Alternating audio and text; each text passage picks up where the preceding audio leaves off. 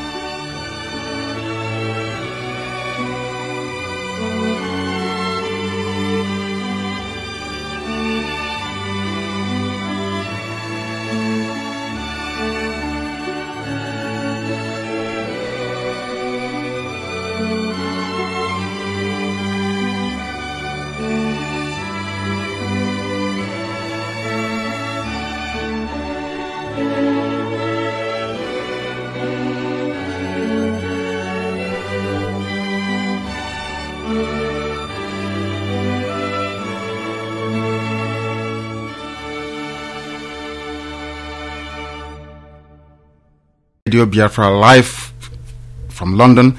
My name is Nnamdi Kanu. I'm rather slightly disappointed that we're starting a bit late, or you're hearing my voice a bit late.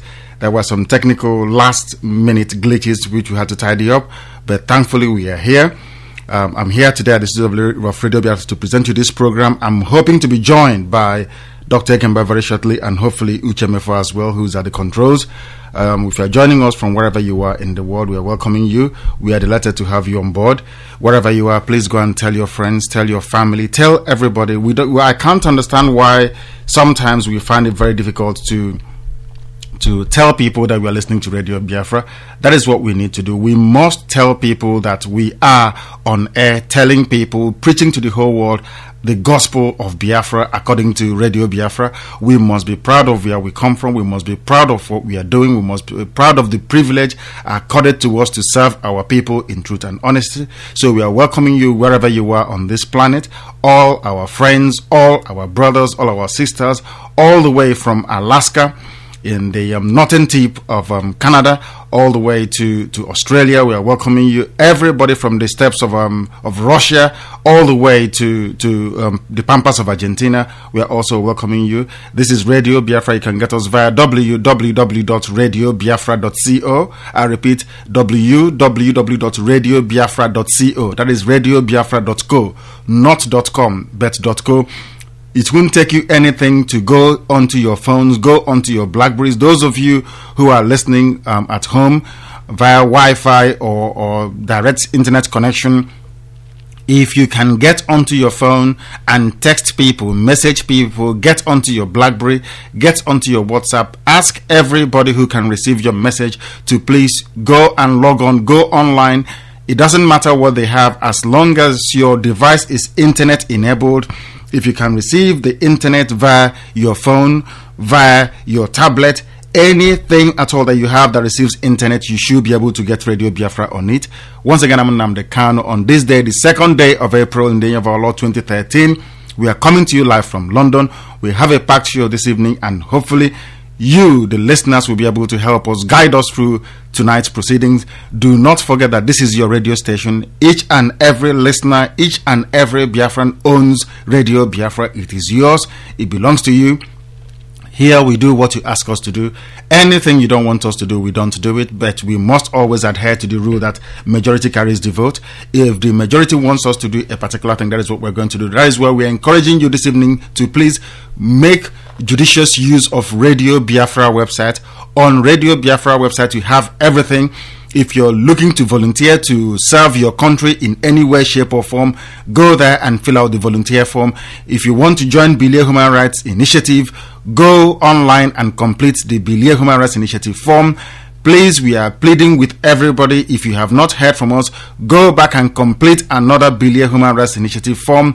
Go and volunteer. Tell us the area of your expertise. If you're an engineer, if you're a pharmacist, if you're a doctor, if you're a chemical engineer, anything at all, any service you can render to make us get our country as quickly as possible will be greatly appreciated.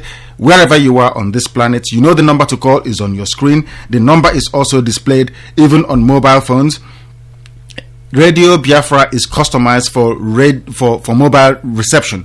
If you have a mobile phone, you should be able to see the full Radio Biafra website page on your screen of your phone. You can join us via Skype. Just put in Radio Biafra. That is all you need. You can tweet us at Radio Biafra Live. At Radio Biafra Live is our Twitter arm. You can also phone us. You have the telephone number on your screen. Please do bear with us if we're started slightly a bit late today, and we're asking everybody who is on Skype, those who have started calling already, please do not call us yet. We will take all your calls this evening. This is your radio station. If we have to be here till 12 midnight, so be it.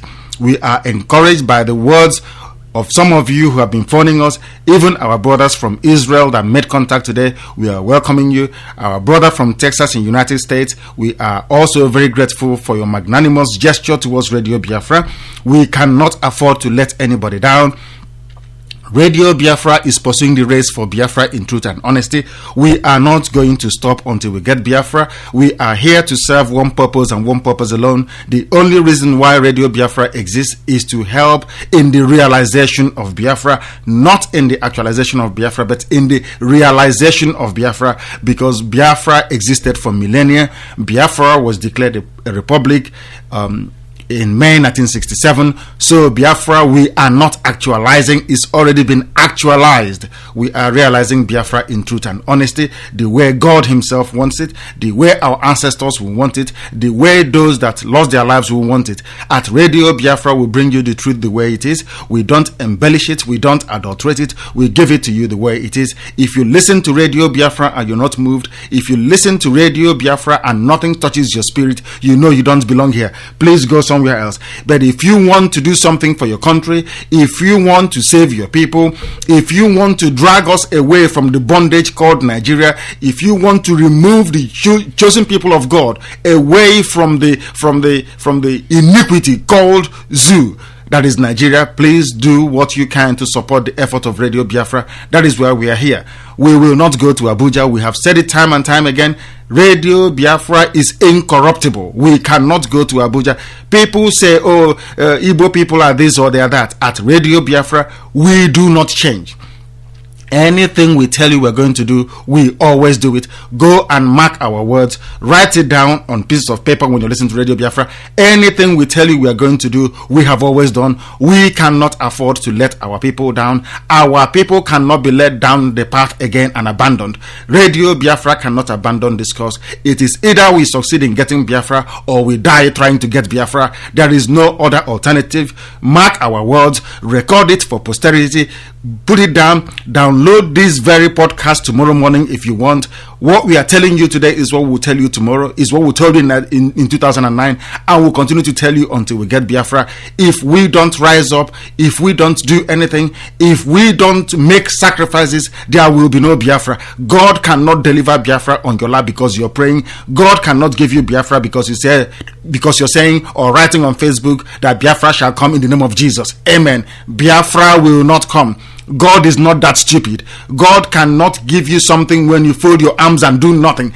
God cannot give you something when you're watching your brothers dying, when you're watching your sisters dying, when you're watching your sisters being impregnated in Ungwa, in Aba, and their children being sold off, and you did nothing. God cannot bless you. God cannot love you, because the God that we worship is not a God of iniquity. A lot of iniquity is happening, and we need to put an end to it. And that's why Radio Biafra is here.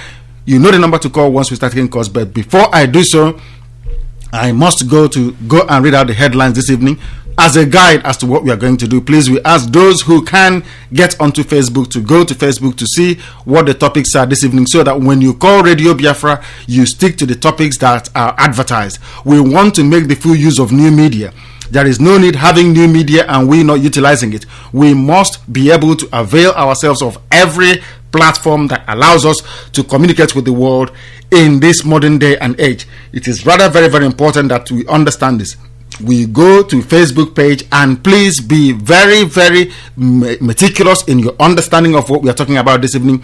Go to Facebook page. It is pinned there on Facebook page. Go and read what we are covering this evening, so that when you call Radio Biafra, you stick to it. Do not forget, it is rather very, very distressing that only people from Nigeria and Biafra have volunteered, have completed the volunteer form on Radio Biafra website page.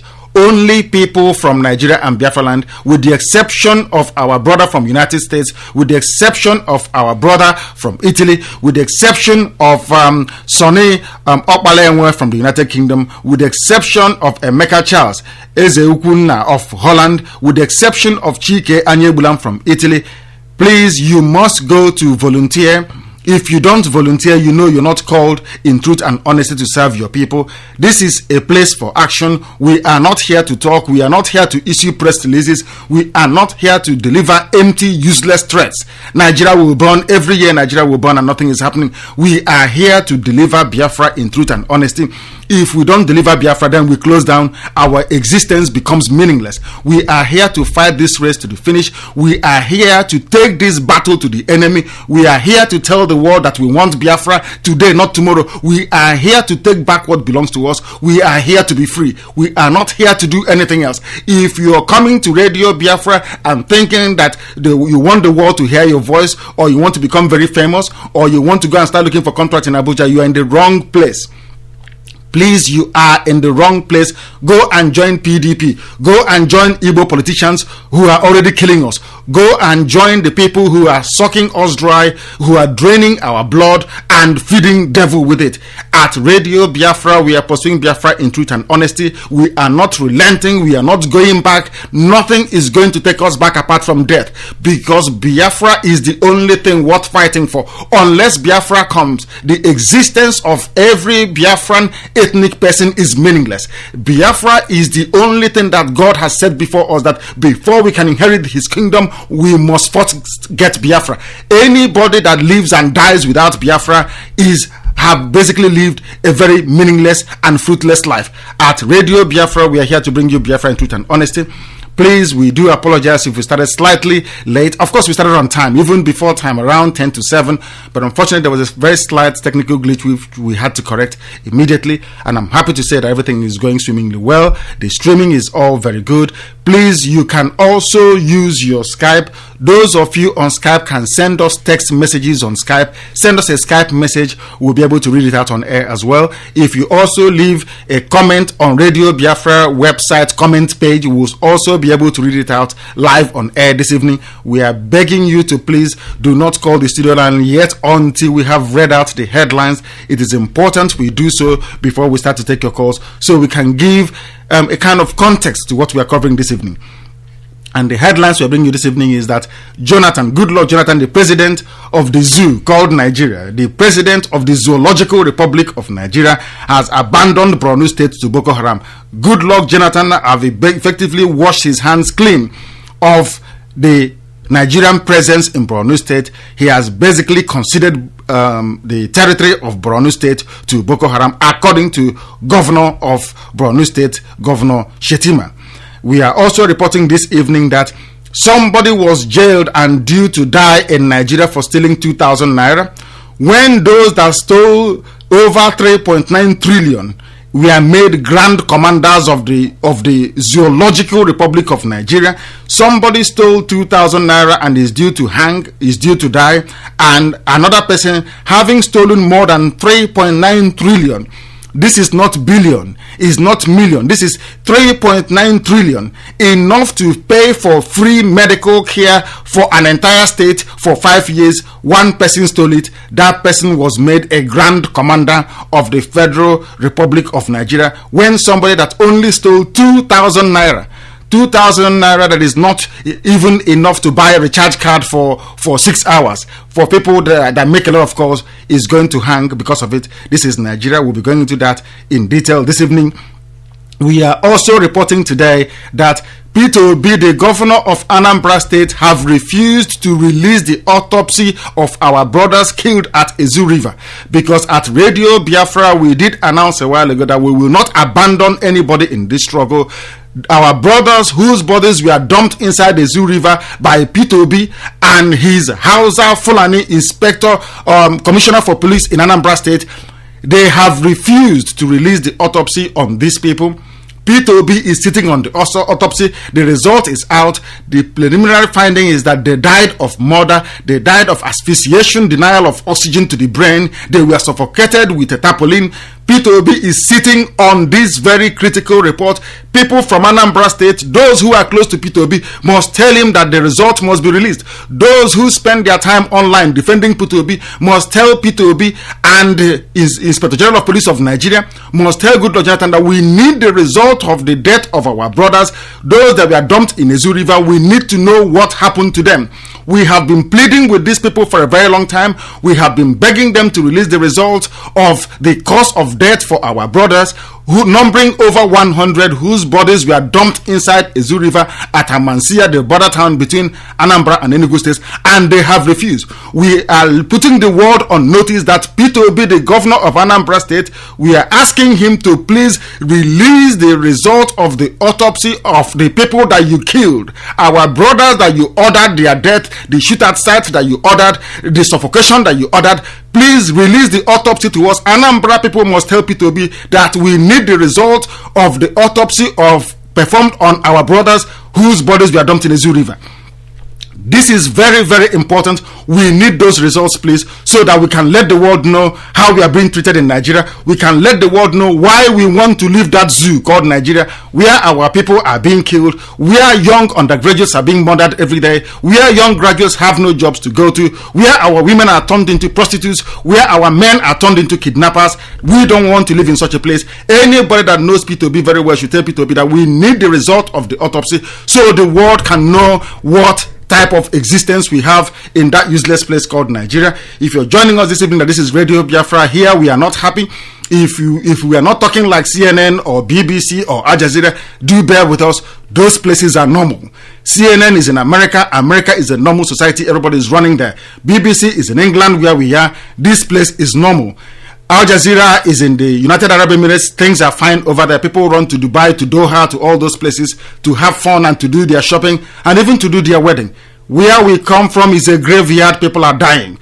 Anybody expecting us to speak in a very low tone, to try to sound more civilized and not angry, is demented. Don't listen to Radio Biafra. At Radio Biafra, we are here to try to do something. We are here to trying to enthuse, trying to energize our people to take the required action needed to free us from the bondage called Nigeria. Anybody who plays with the pursuit for Biafra, anybody who sacrifices Biafra for materialism, anybody who starts this journey and abandons it, anybody who leads us down the garden path and abandons it will suffer the consequences, because this is Biafra, the kingdom of heaven on earth. If you don't like Biafra, please, you're more than welcome to leave, but we cannot live in this shame any longer. The headlines this evening once again is that Jonathan has abandoned Borno State to Boko Haram. This is not according to Radio Biafra. We are only reporting what the governor of Borno State said, Governor Shetima. Borno State Governor Alhaji Kashim Shettima has accused the Nigerian government of abandoning the state in the wake of the Baga tragedy, where Nigeria, Chad, and Niger Republic troops surrounded civilians and shot them dead on the lake, on the banks of Lake Chad, and slaughtered women and children in their hundreds. This is what happens in Nigeria. They sweep it under the carpet. They kill 5,000 and they tell you they only killed 5 people. They kill 6,000, they say it's only 6 people. This is a country full of lies, full of deceit, full of deception, where life is worthless. Where life is worthless. This is a country that even the former Inspector General of Police ran away from it to come to United Kingdom to seek asylum. We are reporting this evening that Goodluck Jonathan, the president of Nigeria, has abandoned Borno State to Boko Haram. So Boko Haram can effectively claim that they have gotten a territory of their own in Borno State. This is according to the governor of Borno State, Alhaji Kashim Shettima. He accused Jonathan directly in a press conference that Goodluck Jonathan, the president of the Zoological Republic of Nigeria, has abandoned Borno State to Boko Haram. A yet undetermined number of people were killed when government forces aided by troops from Chad and Niger hunted Boko Haram insurgents in Baga, a town located near the Chad border, in the weekend of the 19th of April.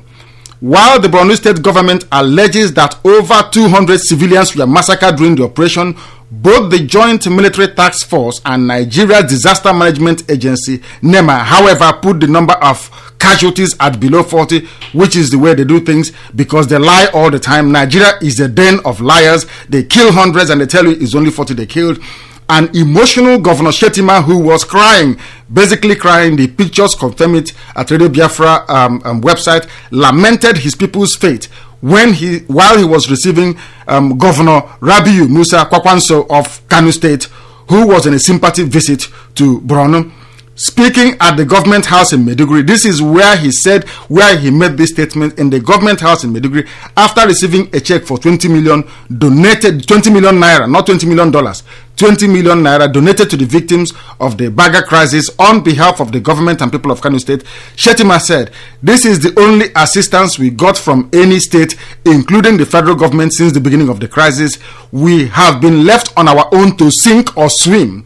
This is the governor of a state saying that they have been left on their own to sink or swim, to fight Boko Haram on their own, by saying that Governor Kwakwanso is the only leader that came to identify with the people of Borno State in a time of difficulty. But he went on to say that I quote, "But I want to assure everybody that Borno will bounce back, inshallah." He's a Muslim, obviously he's invoking their God. Borno is the headquarters of Boko Haram and has consequently suffered the heaviest toll in the war. It is a war, not insurgency. It is a war between Nigeria and Islamic insurgents who are yet to accept the offer of amnesty from Goodluck Jonathan's government. The offer on the table is 10 million naira for each member of the top echelons, the top killers in Boko Haram. All the foot soldiers will get 3 million plus 100,000 naira every month for 3 years. That is the amnesty on offer, which Radio Biafra discovered. We have the documentation stating all these facts when we traveled to Nigeria and to Biafra to bring to the world news about our plight, about our situation, about our condition in that zoological, it is not a garden, it is a zoo, in that cage called Nigeria. Today we are also reporting from Delta State, of all places, that a young man is to hang for stealing 2,000 naira only. People are asking, is this really Nigeria they are living in? That a nation where people steal billions of naira in public funds and go scot-free, or receive presidential pardon, or even awarded with high public office? Only last week in Ogwashiukwu High Court in Delta State sentenced a 23-year-old student, Arthur Ezekiel, to death by hanging for robbing another student of 2,000 naira at gunpoint. The convict was arraigned on a 4-count charge of conspiracy to commit armed robbery and illegal possession of firearms, punishable under sections 1 subsection 2A and 3 subsection 1 of the Robbery and Firearms Special Provisions Act, Cap R, Volume 2, 14 of the Laws of the Federation of Nigeria. Whatever that means, only God knows. But this is the law that obtains in Nigeria. If you're reading it, it feels like you're reading a chemical equation somewhere. But this is law in Nigeria, where nothing makes any sense at all. The prosecution, led by Deputy Director in the State Ministry of Justice, Mr. E. Ferdinand, told the court that Arugho Ezekiel, on or about the 26th of July 2010, he has been in detention since 2010 awaiting trial. Since the year 2010, this man has been in jail awaiting trial. He was only tried a few days ago. Arugho Ezekiel, on or about the 26th of July 2010, at Umuotu quarters within Ogwashiukwu Judicial Division, robbed one Edakpo Friday of his Nokia handset, MP3, wallet containing 2,000 naira, school identity card, clearance card, and some complimentary cards while armed with a gun. This is why this young man is going to die, because he stole. We are not condoning stealing. We are not condoning robbery in any way. In fact, we feel that the young man who stole should be punished, but why he should be punished so severely is beyond comprehension. I don't know if our younger listeners are aware of a man called Omaru Diko. I don't know if our younger listeners are aware of the family of Abacha. I don't know if our younger listeners are aware of somebody called Obafemi Awolowo, the leader of Yoruba people, who is a criminal, a mass murderer, and a thief. I don't know if our listeners are aware of somebody called Muhammadu Buhari. I don't know if the listeners of Radio Biafra are aware of is aware of somebody called Badamose Ibrahim Babangida. We don't even know if our listeners are aware that awash within Nigeria are layers upon layers of criminals who have stolen, who have pillaged, who have killed their way out of the country, who have stolen everything that Nigeria ever made. These are the people who are presiding over the conviction of a boy for stealing 2,000 naira only. 2,000 naira, to put it into context, cannot be able to get you anything meaningful for a day in Nigeria. People are living on much more than that on a daily basis. When people go out to drink, in some places, in some hotels in Lagos, a bottle of Gouda is 2,500. That is why this boy is going to die. He is going to die because he stole 2,000 naira. When a country that is awash with criminals, from Buhari to everybody contesting for office in Nigeria, to P2B himself, that have drained the whole of Anambra State dry, to all the other criminal governors that we have in Igbo land, this boy is going to die in Delta State for stealing only 2,000 naira. And he will die because we are keeping quiet. He will die because people are docile. He will die because there is no moral indignation. He will die because people are not sufficiently upset to want to do something about our plight in that useless place called Nigeria. And in case people have forgotten, Delta State is part and parcel of Biafra.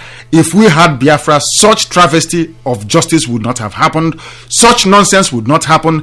This is a country where somebody stole the police pension fund. Somebody stole the money belonging to retired policemen and other civil servants. His only fine was 75,000 naira. He stole a loot belonging to an entire nation and he's walking free. And this boy have spent 3 years in jail, awaiting trial. Now he's being tried and they're telling us they're going to kill him. This is the type of country that some people open their mouth and say they want to belong to.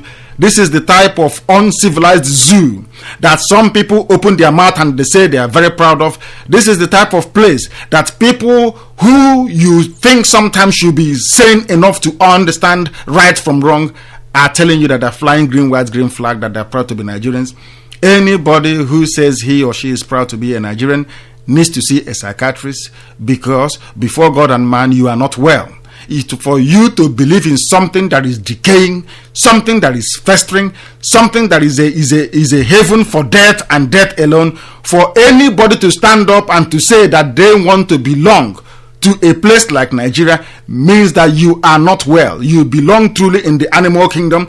And when Europeans and some other people out of racism say that Africans are monkeys, you can begin to understand where you belong. If you agree that Nigeria should stand as a country, you are not fit to be called a human being, because you have no thinking faculty at all. This is Radio Biafra, where we give it to you the way it is. I'm Nnamdi Kanu. I'm presenting this program from London. I was hoping to be joined by Dr. Ekembe, but unfortunately he's not been able to make it to the studio today. So we do ask you to bear with us. So for those of you who are listening to Radio Biafra this evening, you are going to keep me company. We are going to run this program together, because after all, it is your radio station, and we have asked many people many times we've asked people to volunteer to run Radio Biafra as well. We have the technology to connect you to any part of the world.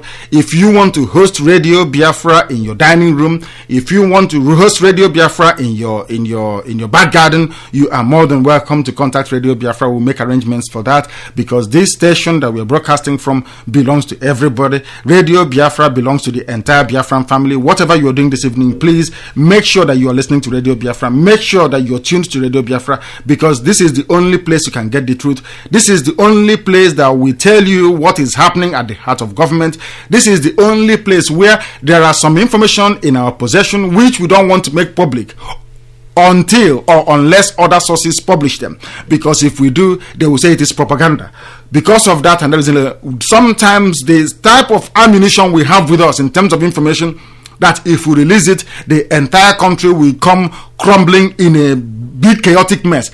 The only reason we don't want to do that is because we don't want Nigeria to end in a disaster fashion. We don't want Nigeria to end having lost every shred of control over law and order, because we will be most affected, because we have our people scattered all over the place in Nigeria. We are reporting this evening that the Ezu River autopsy report being kept by P2B, being hoarded by P2B and his friends in the government in Anambra State, must be made public. We are saying that all the report implicating both the Nigerian police and officials of P2B's government in Anambra State, who ordered the shoot at sight that killed fellow Igbo people, that killed fellow Anambra people, that killed fellow Biafrans, we are not going to forget. Other people may forget.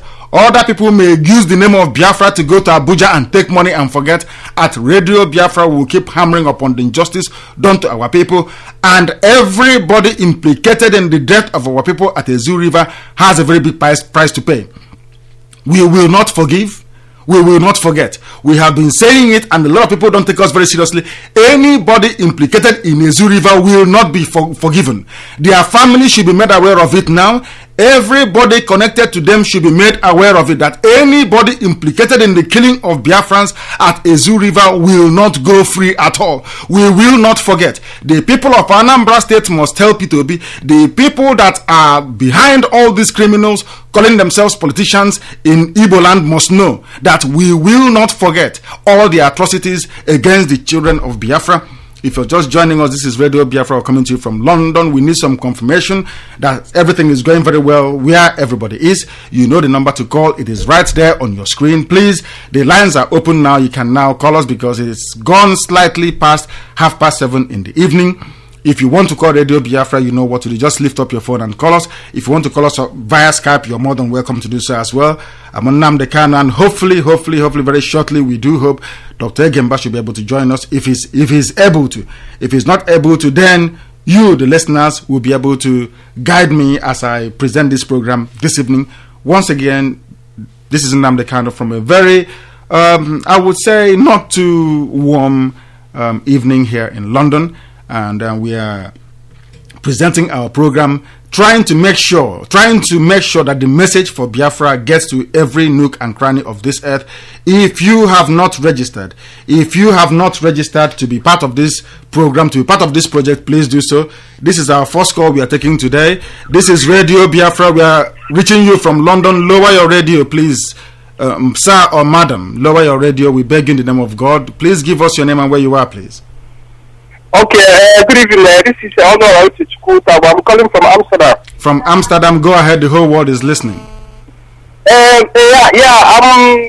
just opened my listen. I just done because for a few days now I've not been able to reach live stream, but I think it's working now. So, but I want to connect you guys through live Skype.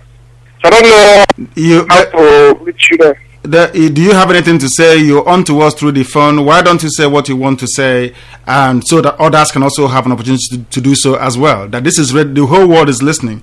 Well, what we want you to do is when you come on the phone or on Skype, you tell us what you have in mind, please. I want to log on now. I want to log on Skype. You want to log on to Skype? Okay, then the name to log on with is Radio Biafra. Just Radio Biafra. You can then call us from there. Thank you very much. Okay, I'll do that. Thank you. Yes, this is Radio Biafra. If you're joining us for the very first time, we are broadcasting live from London. We are in London because we don't have sufficient infrastructure to be able to provide consistently good coverage from Biafra land, and for that reason and that reason alone, that is why we're broadcasting from London.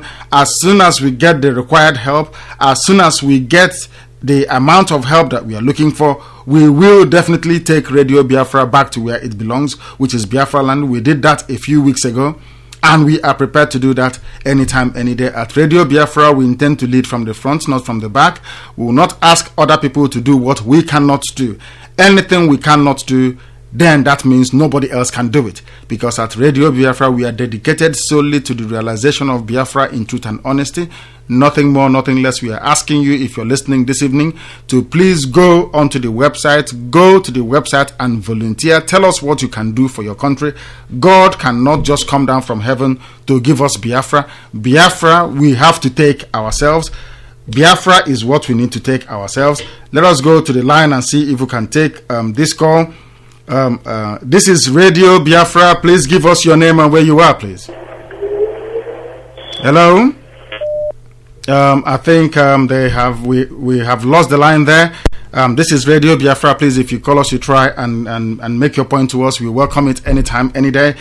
Please, we are waiting for your calls this evening. We are waiting for your opinion. We want you to come on air and tell us exactly how you feel. Tell us what you think, because this is your radio station. If you're joining us for the very first time, this is the home of all Biafrans all over the world. This is the only medium, this is the only platform that connects, that unites the entire Biafran family in truth truth and honesty. At Radio Biafra, we present the facts the way it is. We don't embellish it. We don't lie. We don't contrive anything. Anything you hear from Radio Biafra is the way it is. We are still reporting this evening. We are still smarting from the anger generated by the discovery of a baby factory at Osisioma in Aba, which we covered extensively yesterday. Unfortunately, we were hoping for people to be able to make substantive comments on this on all forums online, but lo and behold, not enough people came up to tell us exactly how they felt. What we are talking about today, and we'll continue to talk about every blessed day, is that we want Biafra in truth and honesty as quickly as possible. We don't want anybody to derail us. We don't want anybody to stop us from where we are going. And more importantly, if you feel that Biafra is not for you, you are more than welcome to go and join Nigeria, because at Biafra, we know that this is the kingdom of heaven, essentially. We know where we are going, and we are not relenting. We need the help of everybody to make this thing happen. Biafra cannot be gotten by people in London alone. It takes the combined effort of everybody to do so. Let's go to the line now, please. You're on to Radio Biafra via Skype. Give us your name and where you are, please. This my... Go ahead. Hello? Yes, I think we may have lost you. Are you still there? No, I think we may have lost him. Please, we suggest and advise that you call us back, please. You try and call us back. Let's go and try and take this call. At least there's somebody who's not watching Chelsea match this evening. This is Radio Biafra. Give us your name and where you are, please. Hello? Okay. Hello, we have lost that person as well. Please, we suggest that our lines are fine. There is nothing wrong with it. So we suggest that you try and call us back. Our line is perfectly fine. We suggest that you try and call Radio Biafra back. You know the number to call. It is right there on your screen. If you're joining us for the very first time, this is Radio Biafra. We are received in every continent of the world. We are received in every country of the world where you have Biafrans. And we know that Biafrans are everywhere on this planet. So please do try and bear with us. Do try and keep faith with us. Everything we promise on Radio Biafra will deliver. The number to call once again is +44 78 31 308376. I repeat, +44 78 31 308376. This is Radio Biafra. We're coming to you from London on this day, the 2nd day of April in the year of our Lord 2013. And the essence of us being here, the reason why we are here today, is to bring you information regarding how we are all going to get Biafra in truth and honesty. The Biafra we are talking about is not a Biafra of criminals, it's not a Biafra of rogues, but a Biafra transparent enough to be able to confidently present itself to the world and be able to take issues affecting human development very seriously and be able to deliver on that front as well. Nigeria has failed as a state. Nigeria is failing as a state. Boko Haram have effectively taken over the whole of Borno State, and we want our own country, Biafra. This is Radio Biafra. Give us your name and where you are, please. Hello, this is Jude calling from Malaysia. Jude from Malaysia, go ahead. The whole world is listening. First of all, I want to thank you and the thank man for the courage you have to carry on the struggle of Biafra. I will continue thanking you. But I just want to ask them a question. Go ahead. To the Biafran youth. This question is for the Biafran youth. This question is, I want to ask, can 10 people in the Igbo land, can 10 people in the Biafran land be stronger than all the whole Biafran youths? No. Yes. Then why are these Igbo leaders agitating like this, and the Igbo youth are just keeping quiet and watching them, terrorizing us for the years? The reason why they are keeping quiet and all, because they don't have the materials. People are very hungry. They don't have the infrastructure. That is why we want to coordinate it via Radio Biafra. That is what we are doing. What is happening back home is despicable, is an eyesore. It insults our intelligence and our senses. But our youths back home need to be mobilized. And you don't mobilize people on empty stomach. They say an army marches on its stomach. You cannot go to Biafra to begin to mobilize people if the materials are not there. That is why we are saying that people in the diaspora, they have a role to play. our youths back home, they also have a role to play. If you want the youths back home to work, if you want them to do something that you want them to do, you have to be able to contribute towards making that thing possible. They don't have the money to do it. To finance the level of campaign that you and I want, because what you're talking about is what I also want. I'm sure it is the editorial board stance of Radio Biafra. That is all what we all want. But for us to be able to get to that position, we need to be sufficiently equipped to deliver that type of campaign without much difficulty. Because the people that you're talking about, they have Nigeria behind them. They have mobile police behind them. They have Nigerian Navy behind them. They have Nigerian Army behind them. They even have man o' war behind them. They have the Civil Defense Corps behind them. For us to be able to, pierce 4 layers of security to do what we to register our anger with these people, a lot of planning has to go into it, and it is called logistics, which you know very well. What we, as the stage we are in right now, is what effort, what contribution can each and every Biafran in the diaspora make to enable our youths back home to do something, because we have direct line to them. If we mobilize them tomorrow, they will kick off, and that place will not contain all the bad eggs in it.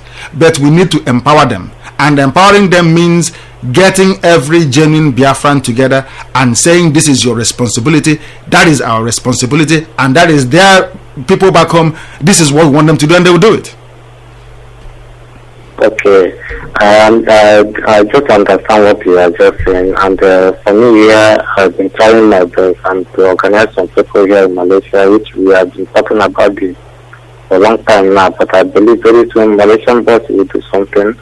But what I have to tell these people, these Igbo leaders, that nothing lasts forever. They are in the position now, but they don't know tomorrow. They will not be in that position forever. So they must know that one day, the Igbo youth must come out for them. Thank you very much. And thank you very much also, my brother, and God bless. But what we want people to do is to please go to Radio Biafra website. Tell us what you can do. Volunteer. Tell us what you can do. Tell us what you can not just do by maybe sending emails or posting comments on Facebook. Tell us what you can do, what action you can take as a person to make sure that what we are pursuing is realized as quickly as possible. We don't want to be talkers and not doers. We want to be able to get things across to people. When we say we are doing something, we do it. This is Radio Biafra. When we talk about something, we do it. Please give us your name and where you are, please. This is Radio Biafra. Your name and where you are. Yeah, my name is Michael. I'm calling from France. From France? Yes, go ahead. Yeah. The world is listening. From France. That is very good. Go ahead. Yeah, what I want to say is that I want to comment on the last speaker, you know. Can you turn your volume down? Turn the volume down on your laptop or your computer. Turn it down, please. Can you turn it down? Yes, they have gone. That is exactly what we are saying. When people call to hear their own voice, and I'm wondering what type of Biafrans these people are. I don't know if they think we are joking or if they think we are not serious. I can't understand how people can talk. Every year is talking. Every year is talking. There is no action. How can you get a country by just talking and sending emails and posting comments on Facebook? It requires action to get something to happen. That action can only be carried out by Biafrans themselves. It is not going to be carried out by God. God will not send Jesus Christ again to come down to carry out this very exercise for us. We have to do it ourselves. It is not a question of saying God help you, God bless Biafra, God will guide us, God will protect us. That is not what we are talking about. We are talking about doing something tangible. We are talking about doing something noticeable to help the cause. This is Radio Biafra. Your name, please, and where you are. Hi, good evening. My name is Vincent Ezawan. I'm calling from United Kingdom. Yeah, please go ahead. We're all listening. I just want to know why, South Sudan was able to get their own independence. Why is it taking us long? Why we Biafran can't get our independence? Why is it that happening? The reason why we have not gotten our independence is because a majority of us are cowards. The second thing why we've not gotten independence is because we are focused on materialism and we lost the will of God. Please, can you lower your device and talk to us through the phone if you can, please? Vince, Yes. yeah, low, because I can hear my voice coming back at me. Can you lower it, please, and then talk to us through the phone? You'll be able to hear me as well as me hearing you. So the world is also hearing. Okay? Yes. Yes. Thank you. Now, what happened between Sudan and Biafra is a very intelligent point that you've raised. In Sudan, they fought a war for 30 years. Yes. They fought the war of liberation for 30 years. Do you know how many years we fought our own? We fought our own 3 years. Only 3 years. But they fought for 30 good years. Does that tell you something? You are fighting with somebody. This person fought for 30 years. This one fought for 3 years. Can't you see the difference between the two? Yes, I saw the difference actually. But this is said this time around is a dynamic. I mean, what has happened years ago is totally different. I think the next thing I'm trying to say is we Biafra need to rise up. We need to find ways to be able to reach out. I mean, I was back home last December, and I was totally shocked what's happening. It's absolutely disgusting, to come from that country. Nobody's happy, no good education, nothing. You see a lot of people who went to university, and, for them to be able to get a job, they have to pay thousands of fortune, and they can't get a job. It's absolutely nightmare. There's no electricity. So why all this is happening? And all these governors, are they not seeing it? Are they insane? That's actually what I want to know. How are we going to move ahead? What can we do about it? Because this is not a life. It's not happening. So, I mean, what's happening is, what's happening in all these Arab countries, we can do something about this. I do believe that we, Biafran, the time has come. We need to rise up. We need to come together and do something about it, because this injustice cannot be happening, and people keep quiet about it. It won't be happening any longer. Yes, that's my contribution. Thank you very much. But before you go, before you drop your phone, before you cut the line, before we move on to another person, in your own opinion, because wishing something is one thing, doing something about it is another. Before you to pass exams, you have to read. Is that correct? That's correct, yes. And for you to eat, you have to cook. Is that correct? Definitely, yes. Absolutely. So for us to, the type of action that you're talking about and our brother that called from Malaysia is talking about is feasible, is possible. But how do we come to that position? How do we come to that situation where we make all these things possible then? How do we do it? That is why it is necessary that there is division of labor. The people that wrote economic textbook, they're not stupid. Everybody has a role to play. Somebody cannot be in a place like, say, in Brazil and say, God bless Biafra. I hail Biafra. We will succeed in the name of God. And they put the phone down. Or they stop writing. And that's it. And you think that God will bring Biafra? You are in Brazil. What effort are you making as a person? What have you done yourself? If you cannot go to confront these criminals, there are those who are prepared to do it. What help are you giving them? We are in court. What help are you giving people in court? We have our people at the Owerri Federal High Court. What help are you giving to Bilia Human Rights Initiative? What help are you giving to Radio Biafra? What have you actually done as a person, apart from being upset on your own and saying, let God take control? Well, if it's on individual basis, I won't answer that question for the whole Biafrans. Yes. Only what I want to tell you is for myself. I have to speak for myself. Absolutely. But only what I know is I think the time has come. We need to, we need to do something about it. So more I'm not gonna come out and say to you this is how I have contributed, because obviously people are contributing anonymously. So I think the most important thing is for us to forge ahead. I think I want to thank you. The way, the information you're giving out there. You are doing a good job, I must say. I'm totally proud of you.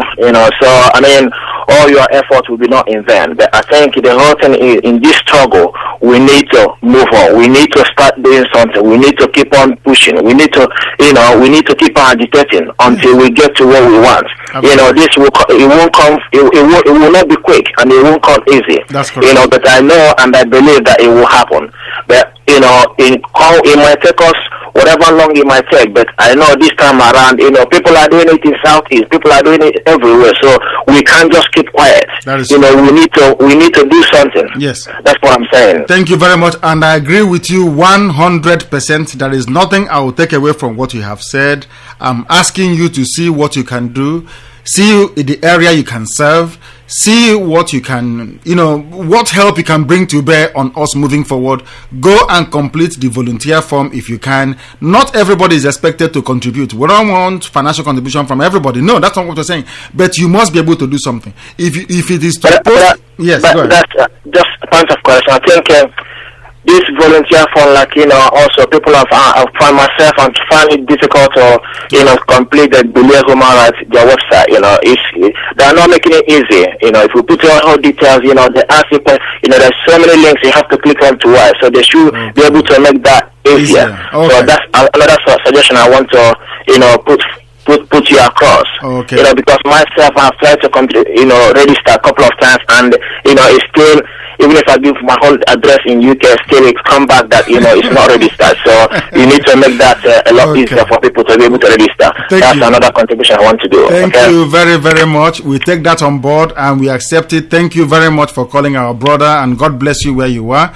If you're just joining us, this is Radio Biafra. It is 5 minutes to 8 p.m. here in London on this wonderful summer evening, the 2nd day of April 2013. If you're just joining us, please, you're welcome. Tell your friends, tell your family. We know a lot of people are watching football. Football has held us captive for the past few days, but we are not relenting. We are moving ahead. We would like to go now to the line. We have a very important personality on the line. And at this point, I would like to introduce to the worldwide listenership of Radio Biafra that we have the very eminent barrister and attorney for Biafra. I believe from his contact this evening, he has come back into the United Kingdom, who has been into the lion's den and come back not once, not twice, not 3 times, who has been to Pharaoh and presented our case to Pharaoh, and they are deliberating it, and we are going to leave very shortly. I welcome you to the program, Barrister Emeka Adolf Emekesiri. Thank you, my brother. Thank you. You have said it all. It's like going to the lion's den and coming out. But I've always said that if God be with us, who can be against us? Nobody.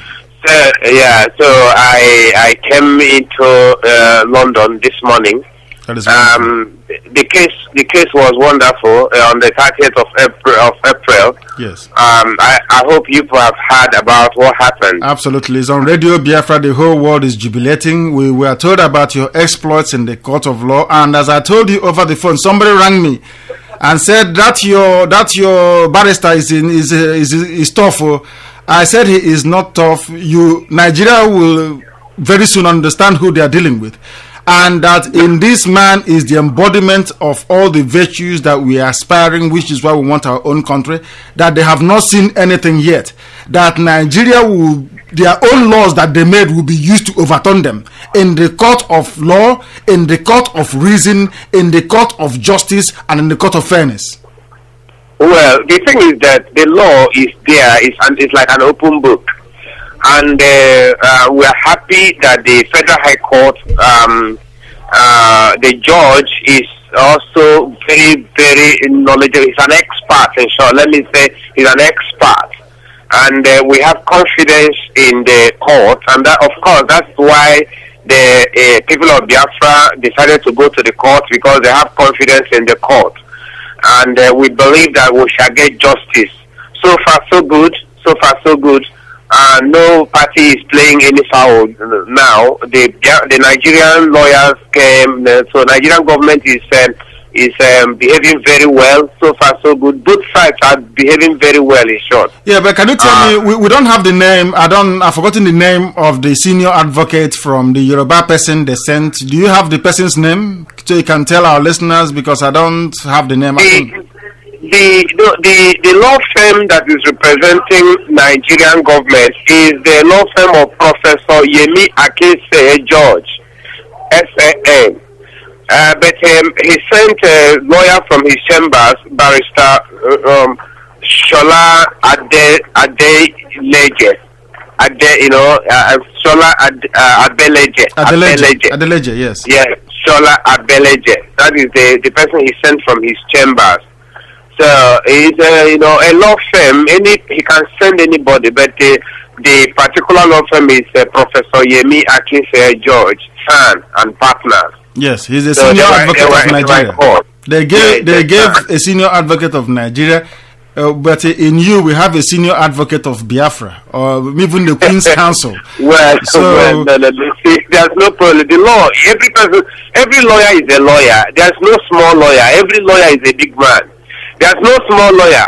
Understand the same thing. In fact, we say in the bar, all of us are equal because you have the same law, and the judge cannot say because you are a senior advocate, therefore he will bend or he will now rule contrary to the law.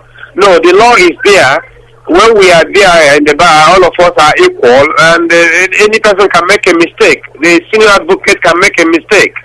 Yeah. So, the fact that he's a senior advocate doesn't mean that he knows law better than every other lawyer. And the fact that a person is an old lawyer doesn't mean he has the wisdom. He has the wisdom of God. That is, he has perfect wisdom. Perfect wisdom and knowledge. All of us lawyers are all learning. That's why we are learned people, because we keep learning. Every lawyer keeps learning. So any lawyer that stops learning or starts dying in short, because we get our strength from knowledge. As we learn, we know more and we strengthen more and more. So so far so good. The lawyer they sent is a brilliant lawyer. So the two lawyers rubbed minds and argued our case, and it's now left for the judge to decide. But I believe in God that we shall have victory in the matter. I'm believing God for that. Yes, because we are told that you put in a very sterling performance. But what we need to guard against is this: is it in order that this adjournment again? Is it proper in your own viewpoint? I'm no legal expert, so the entire Biafran people are resting on your shoulders to guide us through this very difficult legal path. So, is it in order? Yes, it's essential. What happened is that that this matter was adjourned for adoption of our legal argument on the preliminary objection which the Nigerian government filed. The Nigerian government filed a preliminary objection against the suit, the competence of the suit, and against the jurisdiction of the court to hear the case. And so we joined issues with Nigeria. So before the hearing of the preliminary objection, Nigeria brought a motion on notice to set aside the order which the court made, granting amendment of the title of the suit on the 16th of January. Nigeria now brought a motion trying to set aside that order. So when we came to court, the matter listed that day was for adoption of that preliminary objection, that argument on the preliminary objection. So when the matter was called up and we introduced ourselves, then I rose up to speak and I told the judge that our matter was adoption of the arguments on preliminary objection. So the lawyer for Nigeria got up and told the court that he had a motion on notice which was not listed for that day. Yes. So I now brought it to the attention of the judge that as far as we are concerned, that day was adoption of our legal argument on the main issue. Yes. And that the motion on notice which my learned friend brought was not listed for that day. But then that in court the judge has discretionary powers under the case management powers. He has the right to give direction on how the two things should go. Yes. So I now told the judge that if the judge would take up the motion on notice, that I would like the two issues to be taken together, both the motion on notice and the preliminary objection, because I told the judge that we are ready for the two of them to take the two of them at the same time, because now that the Nigerian lawyers came and that we are not sure they will come another day, so it's better we take the two at the same time. So the judge saw how it was and said, okay, he will give a direction on how it will go. So he gave a very perfect direction. He said, okay, that we will take the motion on notice, and then his ruling, he will consolidate his ruling with the preliminary objection in the next sitting. So we now argued on the motion on notice. The Nigerian lawyer moved his motion, and I countered it with my reply, and then he made a point, his reply on point of law. We finished the argument, and then the judge now adjourned the matter to 25th. That's 25th of June. 25. Yes. 25. Yes. 25. For ruling and consolidation. In other words, he will give the ruling of this our argument and then consolidate the matter and hear the main issue on that day. So it's not just like coming to deliver a ruling and we go. No, if he delivers the ruling, whatever happens, now we now go into the matter, assuming that the ruling is in our favor, then we now go into the matter immediately. Well, we don't know what will happen, but we are praying and asking God to help us and give us victory over the matter. Yes, but we are doing something. We are not sitting at home saying God will give us victory. We are going to court. We are taking action that will even make God himself be happy to say, now I can give them victory. Now, thank you very much for this, because it's a very lengthy legal précis you've given us, a summary of what transpired in court. But in terms of the mood of our people, the perception of the case, how they've accepted it, how they are reacting to it, what is your own personal detached assessment of the whole mood of the Biafran people, especially the crowd that came to court? The crowd was wonderful. That the crowd, I would call a mammoth crowd. The crowd was too much. The whole the court premises were filled up. People from all parts of Biafra land, not just the core eastern states. No, I saw people from Bayelsa. I saw people from Opobo, Boni. I saw people from Okrika. I saw from Akwa Ibom. I saw people from all over. I saw them and I interacted with them. So, you know, something is about to happen. I think people are getting to know their rights under the law, and that is a very good thing that's about to happen in that country. When people know their rights, you know, knowledge is very, very important. When people know their rights, I think we'll be able to live well. Thank you. Know? Yes, it is absolutely necessary. We are hoping you will join us at the studios very shortly in the coming days. We'll give you some holiday to relax away from the studio. After that, you come back, because what we want to do is to resume more or less our lecture series, to begin to teach, to begin to educate, to begin to enlighten our people as to the final points of this struggle that they may not be aware of. But there is one question that everybody keeps asking me to ask you anytime you come back or come to the studio is, do you conceive any situation or any scenario that will lead us to come back, that will stop us from maybe not pursuing Biafra head on? There's going to be any compromise, or to say, oh, why don't people take this and not that? Do you envisage that happening, or are you saying that we are going for Biafra full tilt regardless of what happens? We are asking about whether there will be any compromise or something that will make us not pursue Biafra. Yes. I don't think so. Well, when you are in court, there are many ways of resolving a dispute.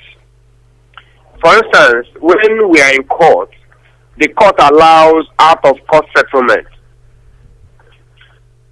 If we are in a dispute in any civil matter, the court may say, gentlemen, the two parties,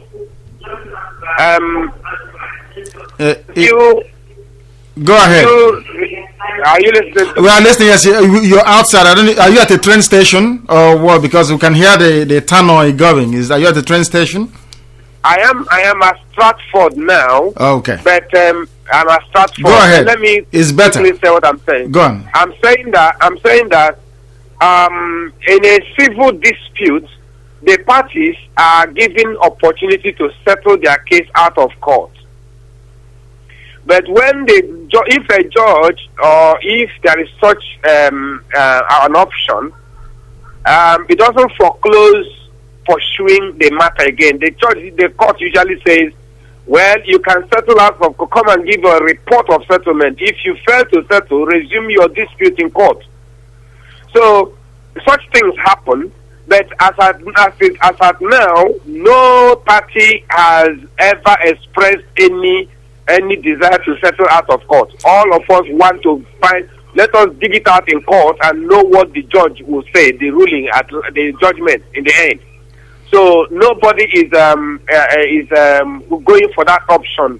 But I'm only mentioning it because in dispute resolution, we resolve dispute either by litigation, by arbitration, by mediation, by conciliation. All these are methods of dispute resolution. That's correct. Right now, we are using litigation method. That is court. But say Nigeria comes to, because our listeners want to hear this, say Nigeria comes to a position where they're saying, we know we can't win this case, let's go for out-of-court settlement. What is that word, settlement, within our own context? So that, settlement means something else in Nigeria. So we want to make that very clear. Please, we want to make it very, very clear. Now, when we talk about out-of-court settlement, we are talking about negotiated settlement. For instance, look at what happened in Aburi, Ghana, during the time the Nigerian Biafran war was brewing. To avoid the battle, they went to Ghana in Aburi. They went to Aburi in Ghana, and negotiated. And the negotiation was very good. That okay, they could all remain together under one umbrella, but every region be on your own. Govern yourself. That's what we call confederation. Be on your own, govern yourself, but within the federation. Just like we practice in the United Kingdom, where Scotland is on its own, England is on its own, Ireland is on its own, Wales on its own. They're all like 4 countries together, such a thing. And it was proposed and agreed that the components then should be on their own within the Nigeria. Every region be on your own, control your resources and govern yourself. So that was a settlement. That was a negotiated settlement. But unfortunately, General Yakubu Gowon violated that agreement, and it's what I see as what the Bible calls covenant breaking, and it's a sin. It's a great sin. When your yes is not your yes, it's very, very bad. And the thing now plunged every person into the war because he did not keep the promise, the agreement. So, a lot of things. So, what we mean about settlement is negotiation. In negotiation, there are many ways of dispute resolution. It mustn't end in the battlefield with arms and ammunition. Neither must it end in legal battle in court. It can also end in negotiation. And it requires skill. You can still get what you want, even by negotiation. In fact, international politics more is dealt with by negotiation. International politics is by negotiation. Yes. So, but the fact is that many people don't understand that negotiation is as powerful or even more powerful than going to court. Sometimes when you take your neighbor to court and you win, you come back and you become enemies. But if you win on negotiation table, you still have a handshake with your neighbor, you have won, and it's like a win-win situation. Every person is happy. Yes, but when we go for the negotiated settlement, should they choose that option? Because we need to clear all these things so that people understand where Bilie stance is. People can understand what Radio Biafra is all about and where we stand. Whatever negotiated settlement they may come to, or should they're not doing it now. We must make it very clear. But it's on the back of the minds of most people. Should they come to that, whatever we are discussing, the equals is Biafra. Is that correct? Yeah, you see, yes, now, every person, the Biafrans want to be free. Biafrans want to be free. Suppose in future, the Biafrans are given the option to decide, what kind of freedom do you want? Do you want freedom within or freedom without? For instance, that question. Do you want freedom within or freedom without? Freedom within Nigeria is like that Aburi Accord. be on your own, govern yourself within the federation. Freedom without is separate entirely from that entity called Nigeria. These are options, for instance. What I'm seeing now, somebody said to me that since they did not allow us to be free within Nigeria, that it is too late to be free within Nigeria. Now they want outright independence, which is my personal view anyway. Yes, of course. Yes. Yes. Yeah. Suppose when the time comes, you throw this thing open for the Biafrans to do a referendum and decide what they want. Okay, so by negotiation and settlement, you mean to choose this non-violent option of allow your people to choose if they want to be in or out, things like that. Exactly. Okay, but it's not about negotiating to give anybody ministerial position and they abandon the struggle. No, that is not negotiation. That's not what we're talking. We're talking about negotiation for freedom. Freedom. Okay. You want to be free. Wonderful. You want to be free. Negotiation for freedom. Okay. The Biafrans, I have sampled their opinions. The Biafrans say they want to be free. Then some say they want to be free outside Nigeria, while some say they want to be free within. Okay. We understand that very clearly now, and thank you very much. We allow you to proceed. You are at Stratford station. We can hear the public announcer going. Thank you very much. The whole of Biafra is indebted to your loyalty, your service, your dedication to your people, and we are not going to let them down. You will not let your people down. We know that for sure. We are all behind you in this effort, and thank you very much. And we'll speak obviously later. Thank you very much, and God bless you. Bless you too. Yes. This is Radio Biafra. If you're joining us, that was a very lengthy interview with the eminent barrister and attorney for Biafra, the lead attorney for Biafra, barrister Emeka Adolf Emekesri, who incidentally is coming from Nigeria. He hasn't even gotten home. He's at the airport. He's en route from France. He flew Air France. He's en route from France, and he came in and is at the station where things are working. If you come into England, you don't need to drive. You can take the train and go to wherever you're going to. If you're joining us, that this is Radio Biafra.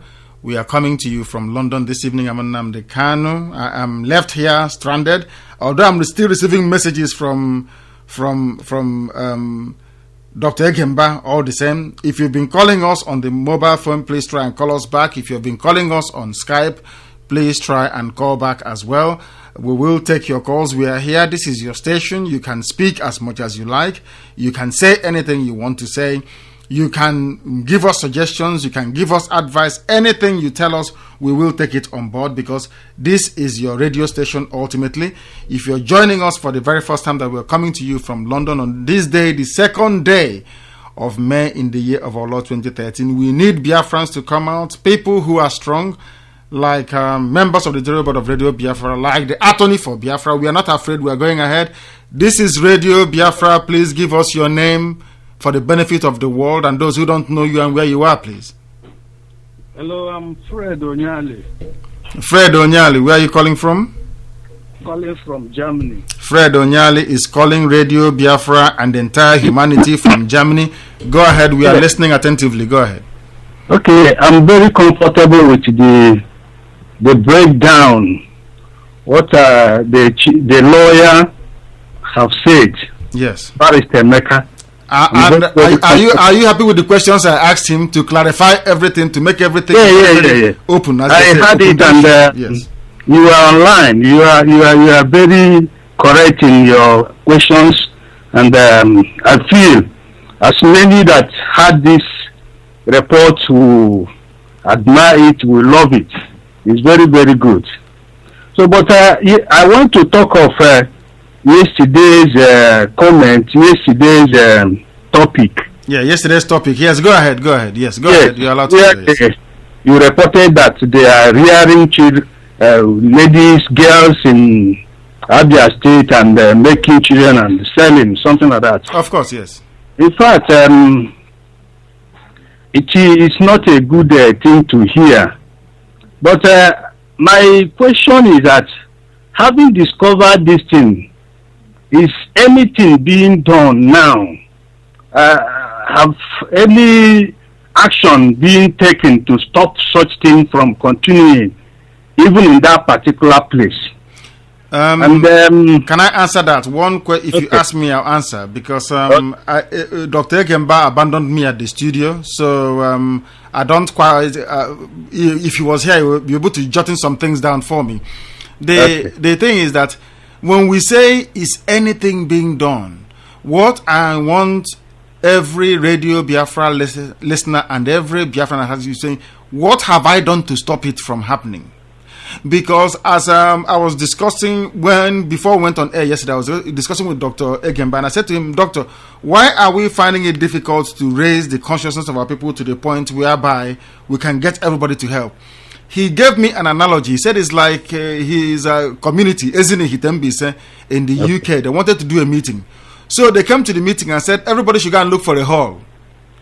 So A thought that B was looking for hall. B thought that C was looking for a hall. Come the event that day, there was no hall for anybody to go into, because everybody thought that somebody else will be doing it. And that is the problem. So the thing is, nothing is happening. All they have done is to uncover it. Maybe because of how Radio Biafra has been shouting about it, they will move the pregnant girls to another location, and the farming starts again over there. So the only thing that can eradicate evil from our society once and for all time is for us to get Biafra. Is that let me give you an example. If Radio Biafra was sufficiently resourced, if we have the backup, if we have the financial muscle, we will go down into that place and bring that place down. It won't exist again. Because if you don't teach people lesson, such nonsense will continue until we confront it. The Hausa police commissioner is taking bribe. Maybe when he's going back to, they transfer him from there to maybe to Bauchi or Zamfara, he will go there and collect a 6-year-old girl and go with the 6-year-old as his payoff. They pay him off with one of the girls. What is a small child to take with him. They convert the child to God knows what in the north. That is people. You see, my brother, people don't understand the evil going on where we come from. Yes, because we are abroad. We don't know what is happening back home. In one of my comments sometimes to Radio Biafra, I made it clear that there are certain things that need to be corrected when we must have realized Biafra. And this type of thing is one of them. But I want to suggest the elders of the indigenous people of Biafra, can't they be empowered to arrest such evil situations when they are discovered? We can empower them, but as we said, it is those of you in the diaspora that can empower them through our youths at home who are willing to do the work. Because if our elders now come out, these are old men, of course, they are grandees, they are men of honor and integrity, and they come out now. Let's say, for instance, they issue a press release and say, what is happening is very bad. We are ordering our youths to make sure that something happens, that such nonsense will happen again. And then P2B sends mobile police to go and arrest him. What can we do? That's another thing. Exactly. So we have to be empowered. Our people need to understand what we are talking about. This was why we lost the war. We lost the Biafran war because we were not sufficiently prepared. We did not have enough stockpile of arms to defend ourselves. We have to go and carve wood and saying God will help us, God will fight for us. It doesn't work that way. If you don't have bullets to shoot your enemy, God cannot throw down bullets from heaven. God did that for us before when the Muslims were coming to Islamize us. But because now we have common sense, any battle we are going into with Nigeria, we have to be fortified. We have to know that we have everywhere covered, so that what happened before will not happen again. If our elders, as I'm speaking to you right now, they are prepared to come out to speak, to do anything, but we don't have the infrastructure on the ground to give them the security backup that they require, because Nigeria will go to fake Biafran groups. Nigeria will go to compromise Biafran groups and say to them, oh, are you there? And other people are trying to take the glory. Go and fight them. Yes. Do you understand what I'm saying? I do. Exactly. So that is why we need the help of everybody. We have to get it gradually. Again, I say, as we are forming the 10-person committee or group in countries, cities where we live in overseas, it is also necessary that in our community down in Biafran land, they start to, they'll be informed, and let there be something like that going on. If we still have some 10 people groups, it will help to reveal certain things that is happening in the villages, in the communities, to Radio Biafra, and we continue to expose them. We continue to expose them until people get tired and know that all their evil actions has been revealed. Again, I want to encourage you and the team. It is not easy, but I want to say that Biafra is divine.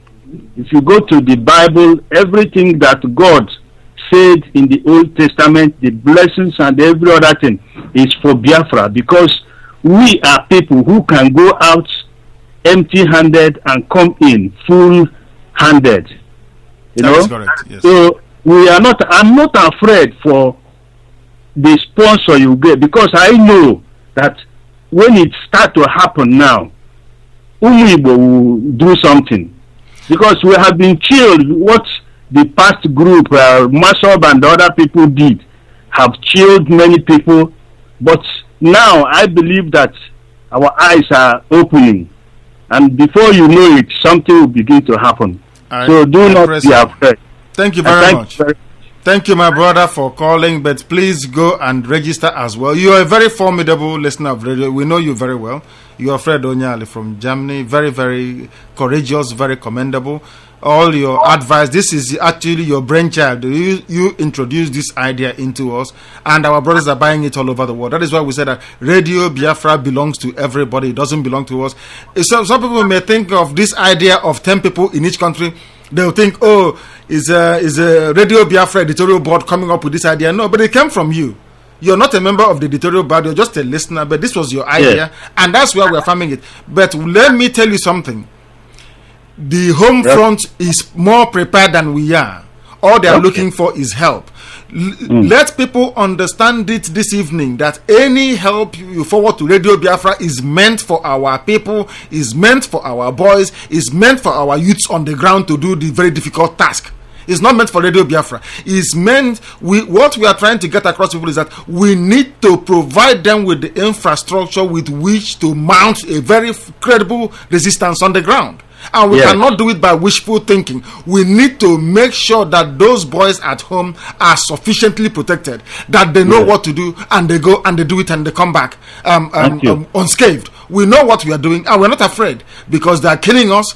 We need to defend ourselves. It's called self-defense, and that's what we're going to do. Then I want to speak to every Biafran that is listening, that Ugo Nambabu. So it is left for us. I get Nokoni Hedika. Masob started at home, and they did it the way they did. Now we are in overseas where things happen. So we have to do things like people who are outside. Thank you very much. Thank you, and God bless you. God bless you. Thank you very much, my brother. That was not just a friend and fan of Radio Biafra, but a very credible friend as well. Let us go and see if Dr. Gemba has been able to locate us this evening. I feel abandoned. If it is back home, he will have to pay a fine, but I know he's very busy doing other things as well. Doctor, are you there? The world is listening to you. Yes, I am. I'm finally. In fact, system error. Go ahead.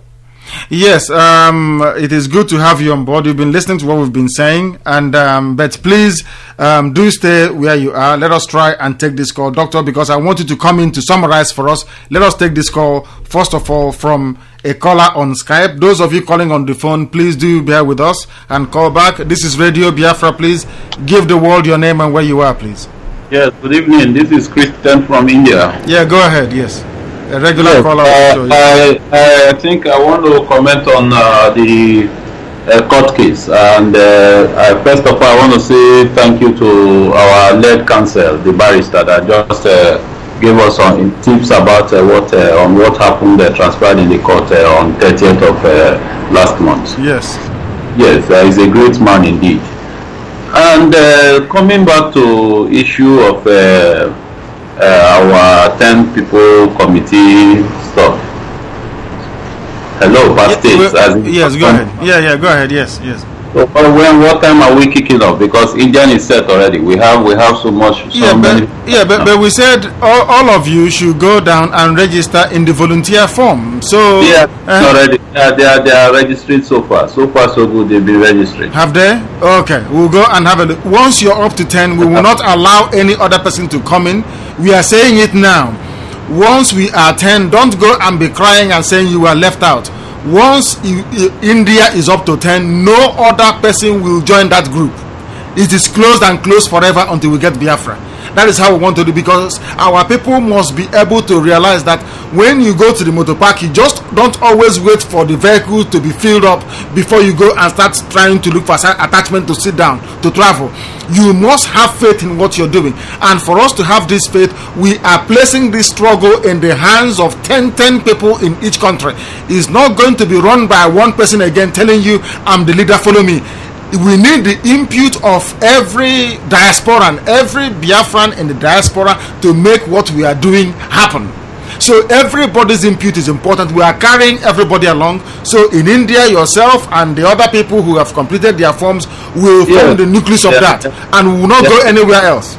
So seriously, they are registering very seriously, and I think the response here now been able to mobilize most people, and I think I'm pushing interest into them. I'm forcing interest into them, and they've been concurring.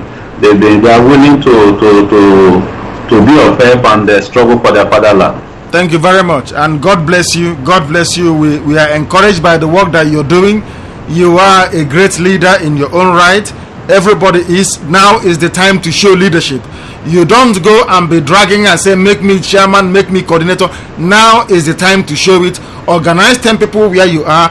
Get them to register, and the door is shut. Anybody else coming, we will not listen to that person. We want to go and start knocking on the doors of freedom as quickly as possible. We want to start stopping all the abominations in Igbo land. We want to stop all the nonsense happening in Biafra land, and the time is now, so the world can know that we mean business.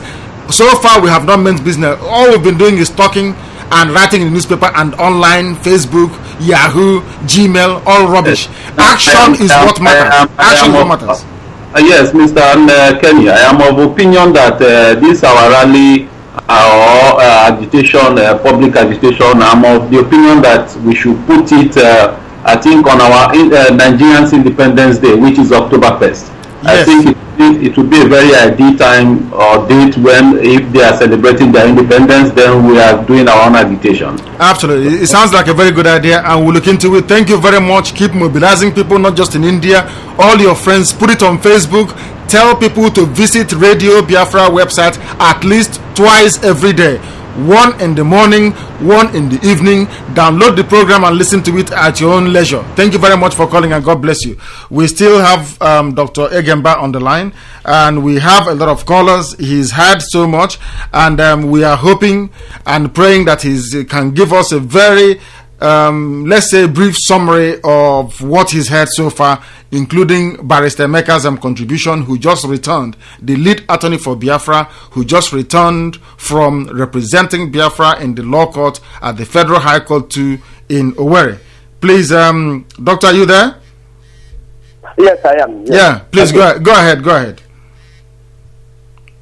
Right, it's quite interesting, and it has like happening that Barrister Emeka had a self-journey back home. We thank God and the God of Biafra for granting him that journey back to UK.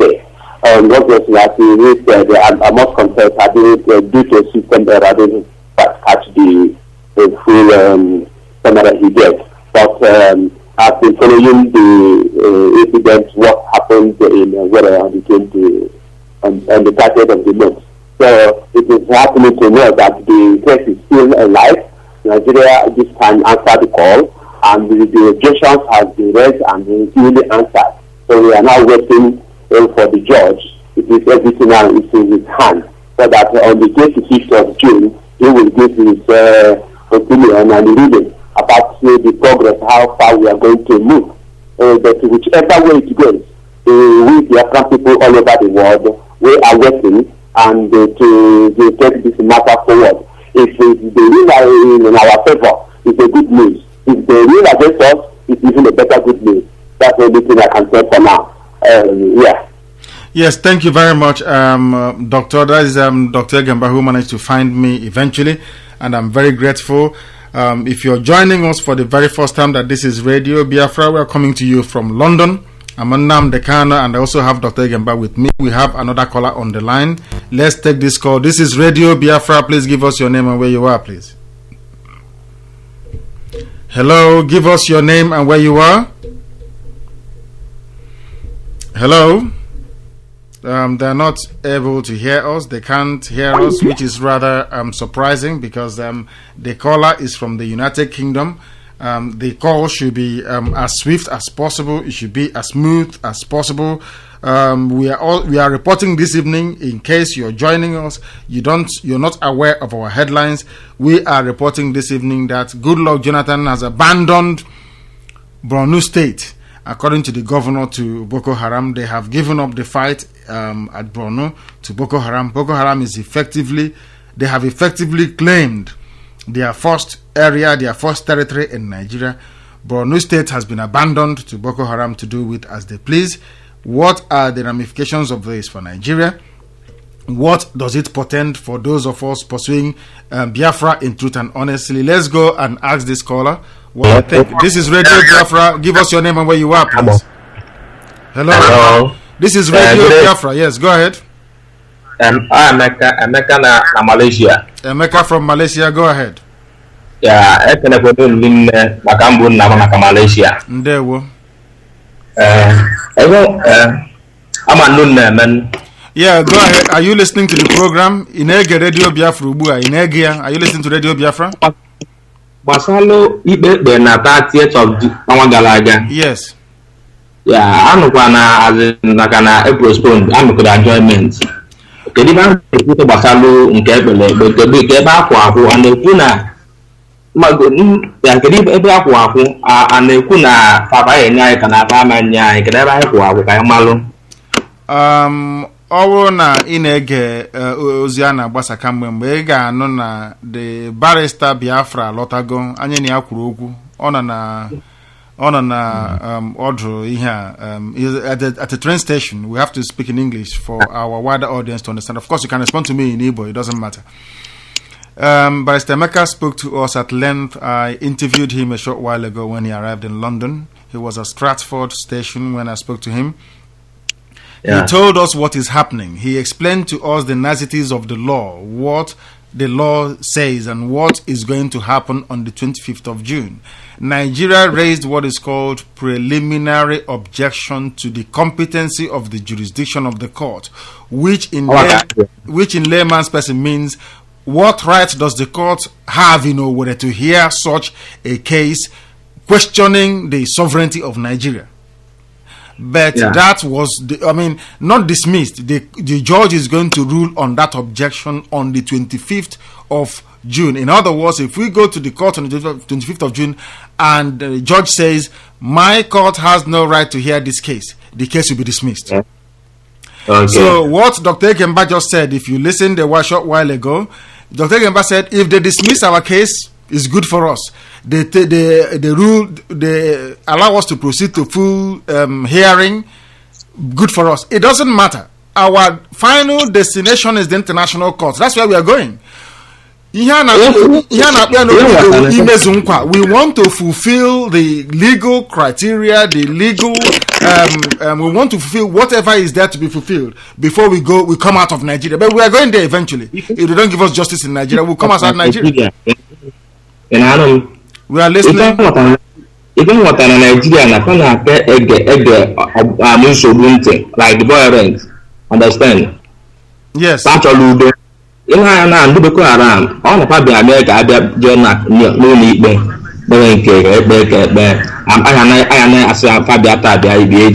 but I have the bomb now. I was saying, now I know my amnesty. Yet, so I can't see Igbo. Woman will make out of this Otalo. And if I know about please, all those my Christian, the capital lawyer, all those people. In my fan, hello. What I go? I suppose go you to the Biafra. I'm on a Biafra, DK. agụdụbọ mba nakwa atụ ka ma na anya na-enwefe ọkụ anyị kpaza for dialogue a anaga n'ụlọ ikpezi ka efe na-ewu unu enebe iwu anyị ịghọtago ekwere na-ewe anyị igwasịlekelekwa ihe ọkụkọ anyị ekwu na ka anyị na-ekpe na-ekpe tatụ ime violence. So ndị a niile ịkpọrọ ahụ ugbu a maka enyemaka ọ dịghị ka ha ga-eweta enyemaka ma a sị ha weta enyemaka ka a chụọ ihe anyị na-achụ? Biko ekwurịta ọnụ jee na befa nekwe maka Igbo ihe mbụrụ Igbo amala eme nwanne ịghọtago ọ bụrụ Igbo ma eme nwanne dịka anyị na ụwa niile na-anụ ihe ị na-ekwu ọwụ sọsọ mụnwa na-anụ ya ụwa niile na-anụ ihe ị na-ekwu the whole world is listening. Jikọọ obi ọnụ na ihe m chọrọ ịjụ gị wụ o nwere ajụjụ m chọrọ ịjụ gị ịma ndị Igbo ole nọ na-anọghị na Biafra ndị nọ na mba ndị ọzọ ịma anyị niile ma gụwa nọ Malaysia ma mụnwa nọ na London ma ndị na Amerịka ma Canada ime ole anyị dị? Mba. M sị gị ugbu a na anyị karịrị 3 million, ị ga-ekweta? Nke ahụ Igbo ji ebe niile godu. Ihe m na-achọ gị ewu ebe ọ na-anụ anyị nwa ọkụ n'obi ọ bụ gịnị mere anyị agaghị eme ihe na nke onwe anyị achọwa ka ọ ji ụzọ ka alụ ha ndị akwakakwa natakwa ego ekwensu a na Naịjirịa ka ha banye anya ego? Why should we do that? Why should we look on them? What stops you from contributing $1, £1 every month? See, like we have Ganato, what stops you from doing that? Why must we wait for money bags from Nigeria to do something? I don't understand. If you lazy, I make our own branch in Malaysia now. Can I contribute to that? Because I need to have at least I'm about so easy of even new. Yet I go to an again, and about where you go, you know, this window on the Biafran man. Of course. Yes, I believe. They can put more name this lady of the back of Matana and the Zilonian. Yes. If I'm a Camarani, the guy support to be at Nankepuriche.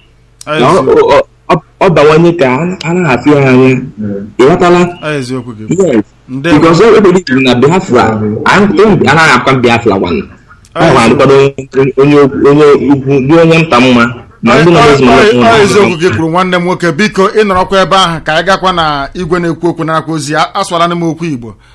This is Radio Biafra. Please give us your name and where you are, please. Yeah, hello. My name is Odelemo. Yes, go ahead, please. I'm calling from Manchester in the UK. From Manchester, go ahead. The world is listening. Yeah. Go ahead. Yeah, first, I want to appreciate you guys and for the good job that you've been doing. Thank you. And what I really want to say is that back home in Biafra land, particularly in the Igbo areas, yes, I think we will need an arrowhead. Somebody who can stand. Somebody who can give directives. That is very important in my own opinion. Because most of our people, I do know the Igbos, what they want is a leader. Somebody who can stand in front and say, come on, go over there, they will go. Somebody who can motivate them. That's my belief. Although they all need funding. As an individual, I'm doing my part. I'm making some publicity. I've gone to the website, I've done my own direct debit, starting in the next 15 days. But at the end of it all, we need an arrowhead in Biafra land. We have that already, but we don't want to announce him to the world. If you announce him to the world without the sufficient backup, Nigeria will try to buy him or to assassinate him using other fake compromised Biafran groups. We know that very well. So we know what we're doing. We know what we as I said before, that anybody who knows Radio Biafra from 2009 knows that anything we tell you we are going to do, we do it. We are saying that Nigeria will not exist in its form, that the whole world will be talking about Biafra by next year. Every people who don't talk about Biafra now, that if you type in Biafra in a Word document, there is a red line underneath, which means this word doesn't exist. By next year, they will take off the red line underneath the word Biafra, and they will recognize the word Biafra the way that Nigeria have now. What we are saying is this: people should emulate what you have done. Very simply, go and set up a direct debit coming to Radio Biafra. There are people at home waiting. There are people waiting for the right support to come. What we don't want to do is to start something we cannot finish. We don't want to start anything we cannot finish. We want, anytime we embark upon this campaign, it will be ceaseless until they beg us. I said it that Nigeria will beg us to take Biafra. The world will be begging us, take your Biafra and leave us alone. And we'll tell them no. Exactly. They'll be the ones begging us to go. Because they have done everything imaginable to us and we have endured it. We are the second largest people to be killed in modern history. Awolowo and Gowon killed 3.5 million of us. We kept quiet. Boko Haram has been killing us. No, Matasine killed us. Hizbah killed us. All those nonsense groups in the north, we kept quiet. And the world, people are now thinking that Igbos are just cowards. They just talk and they do trading and they watch home movie and they drink Golda and eat Nkwobi and that their life is over. But we are telling them that we are coming. We are coming and we are coming, and they will see with their two eyes. And again, what you just said about an arrowhead is there already, not to be announced. That is very, very wonderful. Because from what we are seeing, I can say categorically clear that our problem is within the Igbo land. It's within the Igbos. If we want to move, we're gonna move. Simple. Like we are holding ourselves back. If I begin to wonder, I've not seen an Hausa man owns a house in the east. I've not seen that. Because they're not stupid. More local, they're not stupid. They are not foolish. Hausa, Yoruba, they are not daft. They are not foolish. But if you go to the north, every nook and cranny of the north, you find an Igbo man owns a house there. Of course. And they own the best houses. And they call it intelligence. You are an intelligent person. You're a tenant and you're planting flower, doing landscape. Is that possible? So we begin to wonder, where are we heading to? Wherever we go is look at what happened in Osisioma. I begin to wonder, where are these red cap chiefs moving about and also where are they? Does it mean there's nobody in that village? No, there isn't. There's no good man in that village that can say, hey, what you doing in school is not good. Because the Nigerian police will come. If you talk to me, if I have a baby farm, the way they have farms now all over Igbo land, farming children. If I have a baby farm, will come. I go and give the money. I will take a 10-year-old girl to the Hausa Fulani police commissioner and say, I dash you this one. There is more coming. Come and arrest this man. They will arrest you now. That's the way it happens. Then the final thing I want to say is that if we were Biafra in the nearest future, how do we cope these excesses that we are bringing in from Nigeria? How do we handle that?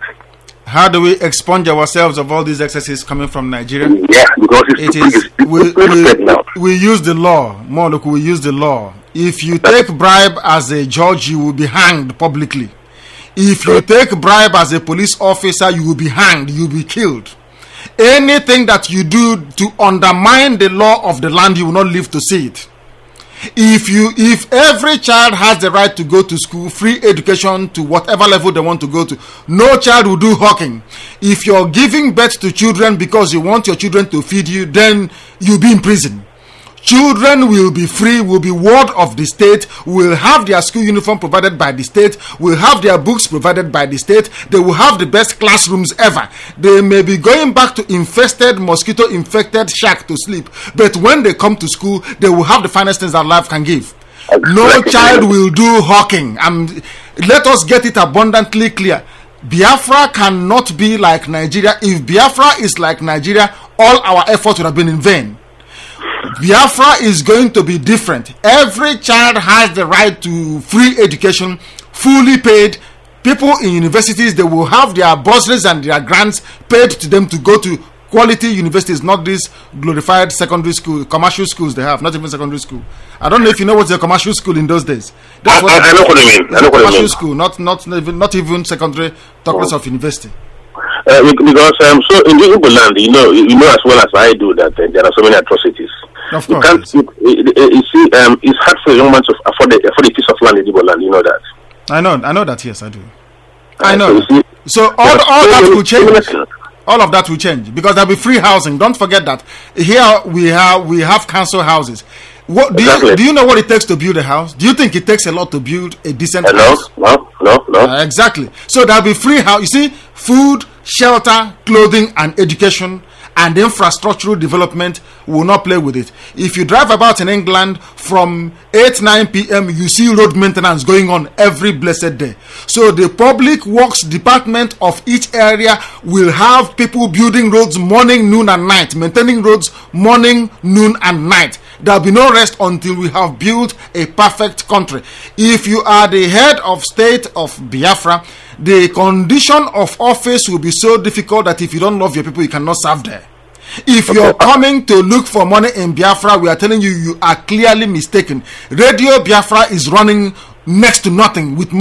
Radio Biafra was started with nothing. We took Nigeria to court with nothing. Anybody thinking that coming into either Radio Biafra or Bilie or Big Biafra or Biafra Liberation Council because they want to make money, they are backing up the wrong tree because they will not get anything. We are not founded on money, and money doesn't move us. Yeah. Finally, I think we should talk more about the kind of Biafra that we want. Because if you speak to anybody, the Biafrans are around, the way they look at you is a kind of, are you stupid? Are you kidding? I've tried making contact, talking to people, sending text messages. Each time it comes on air, I contact people, telling them, look, this what's happening. It's like you are stupid. So let us talk more about the kind of Biafra that we want. That all these things that happen in Nigeria will not get into Biafra when we finally get there. Then we should talk more about it. Well, that will give some, we will do so. Lots of us. We will do so. Is as part of the educational series that I spoke to the barrister about, and Dr. Egemba as well as UCHMF4. We will be able to return to those series to talk about the type of Biafra that we want, because the type of Biafra that we want will be embedded in law and tradition, value system, and culture. Not just, House of Assembly said this. Now, let me put it to you this way. If you want everybody to have light in a country, do you know what you do? No. I will tell you. You ban generator. For everybody. But of course we have that already. We have coal at Enugu to generate electricity with. We have wall-to-wall sunlight. I can give you hot water in your house using photovoltaic sheets. You don't need boiler in your house. Your zinc, the roofing you have in your house is hot enough, nearly 60 degrees centigrade, to give you hot water. We are Biafrans. We are blessed by God. We know how to use technology to get what we want. Radio Biafra is setting example in that regard. What we are doing, Radio Nigeria cannot do it. And we don't have their budget. If we have their budget, we will surpass CNN. If you give us the budget, half of the budget that Radio Nigeria has, we will be greater and bigger than CNN. That's what I'm telling you. So we have the technology. If you come into a country and the president doesn't have generator, only emergency services will have generator. If you make it that way, the president will make it as a point of duty to ensure that it's light 24 hours a day. Because he wouldn't want to be bitten by mosquitoes. So why should big people have generators when other poor people are suffering? Why should an idiot, an imbecile, leave work in the evening and be traveling with siren? Siren will only be meant for police, ambulance, and fire. Anything else, you walk and you crawl in the traffic like any other human being. Boris Johnson, the mayor of London, who is more powerful than all the governors in Nigeria put together, goes to work on a bicycle. If you cannot find your way to work as a minister of state, you get out and do something else. Exactly. Okay. Then finally, I will use this opportunity to ask Biafrans who are listening. Shipping what you can. Like you rightly said, we're over 3 million outside the Igbo land. If everyone decides to give £1 every month, I mean, it's a lot of money. With £1 every month, we will bring Nigeria to a halt within weeks. So whenever you are shipping something, every Biafran place. Thank you very much, Mologu. Thank you for calling. Thank you. Thank you. I think we still have Obior Nnamani on the line. We don't know if he's still there. Nnamani, are you still there? Yes, I'm still here. Yeah, go ahead. Go ahead, please. And thank you for your patience. You've been waiting very patiently. Thank you for that. Do not mention. You know, I have listened to all you have been saying, and you speak well. So, my contribution in this issue is that I like all you have been doing and all you have said, because particular people cannot keep on enjoying the wealth of the nation while other people are suffering. Is very unfair, and that is what is causing problem in Nigeria. So, but my own contribution is that, you know, in 2004 I was a member of a MAZOP. Yeah, and Nnamani, stay there. Nnamani, stay there for a minute. Just stay there for 1 second. Don't go away. This is Radio Biafra. Give us your name and where you are, please. Hello, my name is Dorothy. I'm calling from United States. Dorothy from United States. Go ahead. Yes. So I just want to encourage you. I really appreciate what Radio Biafra is doing. I'm a Biafran myself.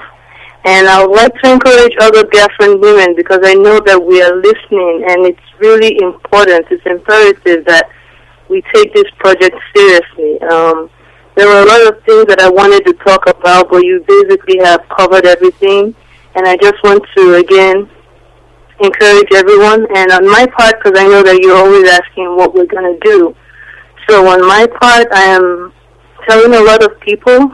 I'm really, you know, informing a lot of people. As a matter of fact, this weekend there's a family that I'm going to be meeting. They are Igbos as well, and know how we can raise some you know, money and help out in the project. And I think for now that is as much as I can give. But that's basically what I just want to say today. Thank you very much, and God bless you. Which state are you in? Where are you calling? Which state are you in? I'm in California. In California. Okay. Thank you very much. You wanted to ask you to go and see other people, but you've planned that already and you're doing it. Please, whatever you do, coordinate and make sure that people are interested in what we are doing. We said it previously and we'll say it again. Any day our women, any day our girls, any day our ladies like yourself come out in this struggle to be at the forefront of it, we know we are closer to heaven. Because our women has been noted down the years for defending their men. In 1923, the Ohu riots. In 1929, the Aba Women's Riot. In 1949, at Coal, in the coal riots, when Igbo men were locked out and not allowed to go down the coal mines, the women took to the streets and reverted that. So our women have been noted for far greater political activism than even the men. So please, we welcome you on board. Try as much as you can to email Radio Biafra. We do need your contact details because Amarachi is here trying to help. We have an English lady, Carol Monde, who is interested. There is another lady from Sweden as well, who is also European, interested. So that all of you can get something going as quickly as possible. We are very grateful. Go and fill in the volunteer form on the website or send us an email, anything at all, so we can have your contact.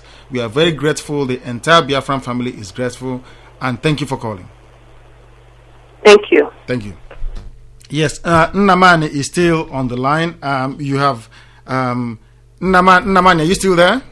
Yes, I'm still here. Yeah, please. You heard what our sister said from California in America. Normally we'll be coming to an end, but Dr. Gemba is still there, and I'm going to go back to him to try to summarize the program this evening. But please go ahead. You've heard what the sister said. You've heard what everybody have said. What is your contribution this evening? Okay. Yes, my contribution is that, you know, in 2004 I was a member of a MAZOP, and this MAZOP is well organized. I can say that in the 2004 that Owazrika has a very good intention for people of Biafran. Did you understand? Yes. 2004, 2005, because the way he's talking, the way he organized a MAZOP is very terrible. I even went to the training because he was well trained like a soldier, even ready to face Nigerian government. So upon all these things, now that he have gone back, I don't know what is happening, but there is a need that you will try to organize and invite him in the Radio Biafran to come and speak on his own part. He must to come to speak, and when he comes, then you have to interview him, and the people will begin to hear him. And you know, all this is members of a MAZOP will now be able to join the Human Rights Initiative. You have to clarify to them. If he's weak, then he has to encourage the members to join the moving train. So they will be moving forward because the man have already tried. We cannot forget all his trying. Because do you know, we were sleeping in a bush. We sleep in a bush, I think, 1 week, 2 weeks, while training to know how to fight or something like that. So the man tried, and he retired his time to be able to gather us up. So we should not be able to be condemning him for what I've done, because human beings is the most dangerous thing to deal with. And sometimes we human beings make mistakes. Even the angels in heaven sometimes make mistakes, and God throw them down here. But that does not make them to be an enemy to God, because sometimes they all communicate. So we must be able to invite them. And sometimes some of these our senators, like Joseph Carlo, have been following all his speech, both his interview, and he's speaking good of our people. Sometimes you try to organize all those top politicians to come and speak, because everyone has his own what he will say. Even if you want to give somebody, must let the person to speak first. So if those are politicians, if you invite them, I am sure they are going to make time to come and talk to us. Look at what Uche Chukwumerije said concerning Wazirike. This thing was in the front of all newspapers. Because whenever they speak, their word always have weight. Did you understand? Because they're already in government, and if they want to fight for freedom, look at Scotland. The people that are fighting there is people that is in government. So if people in government join us in this struggle, that is when things is going to be moving more faster.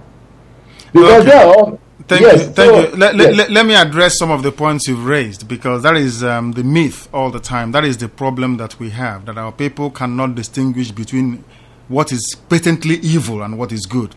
I say this because not a lot of people of this generation were born in Igbo land. If you were born in Igbo land, I'm sure that you are, and a few other people who are born in Igbo land, you will understand that there is something called Ochu. There is something called Unsoala. There are some things you don't do and get away with it. You are not comparing like with like.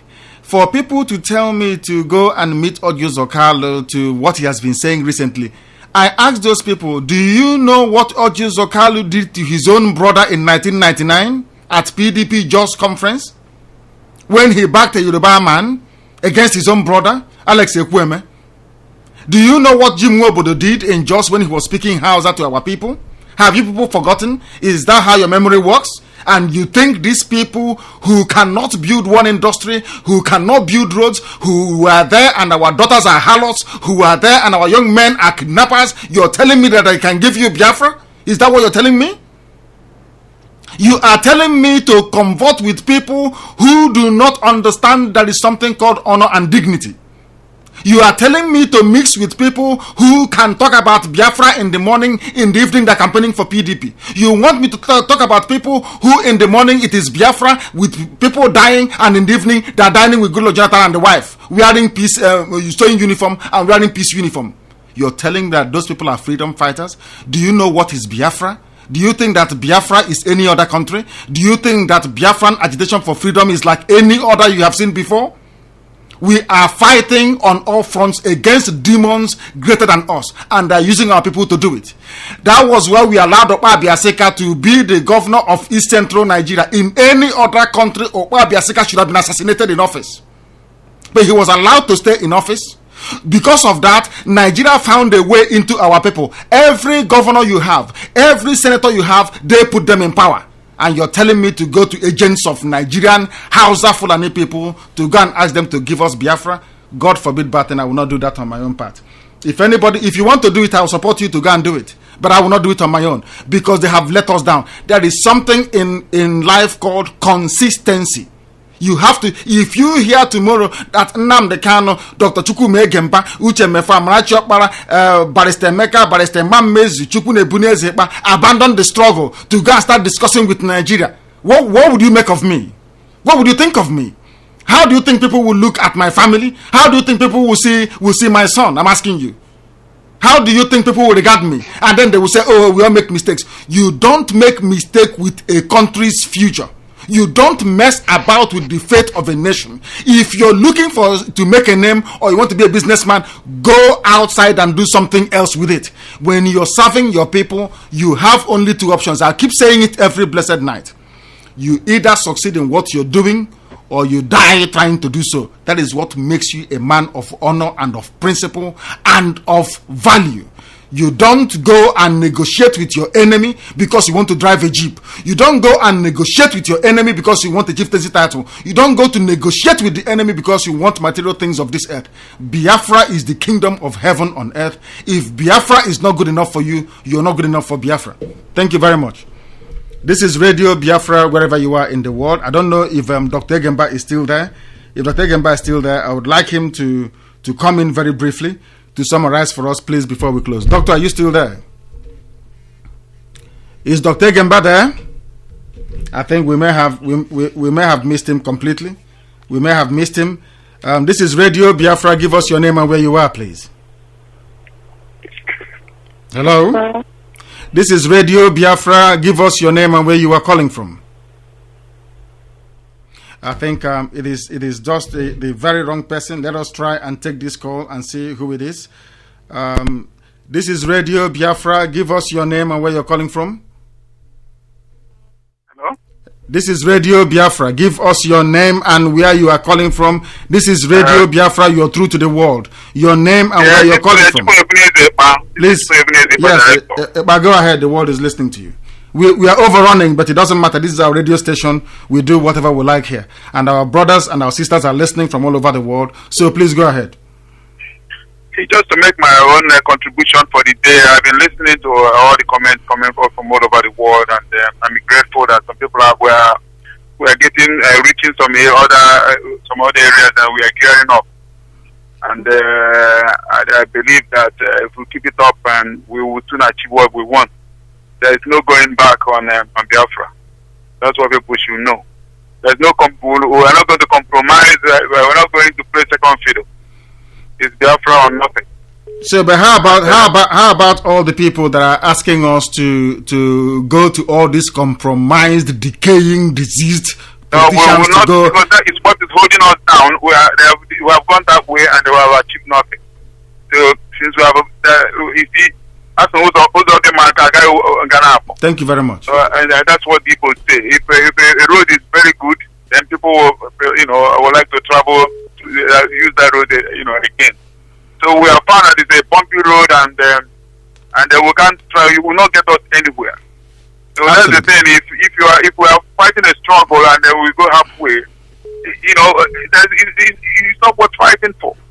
So that's what the Wazirika have done. If we have gone halfway and then decided to backslide, then why should people continue to follow you? Because there's no more.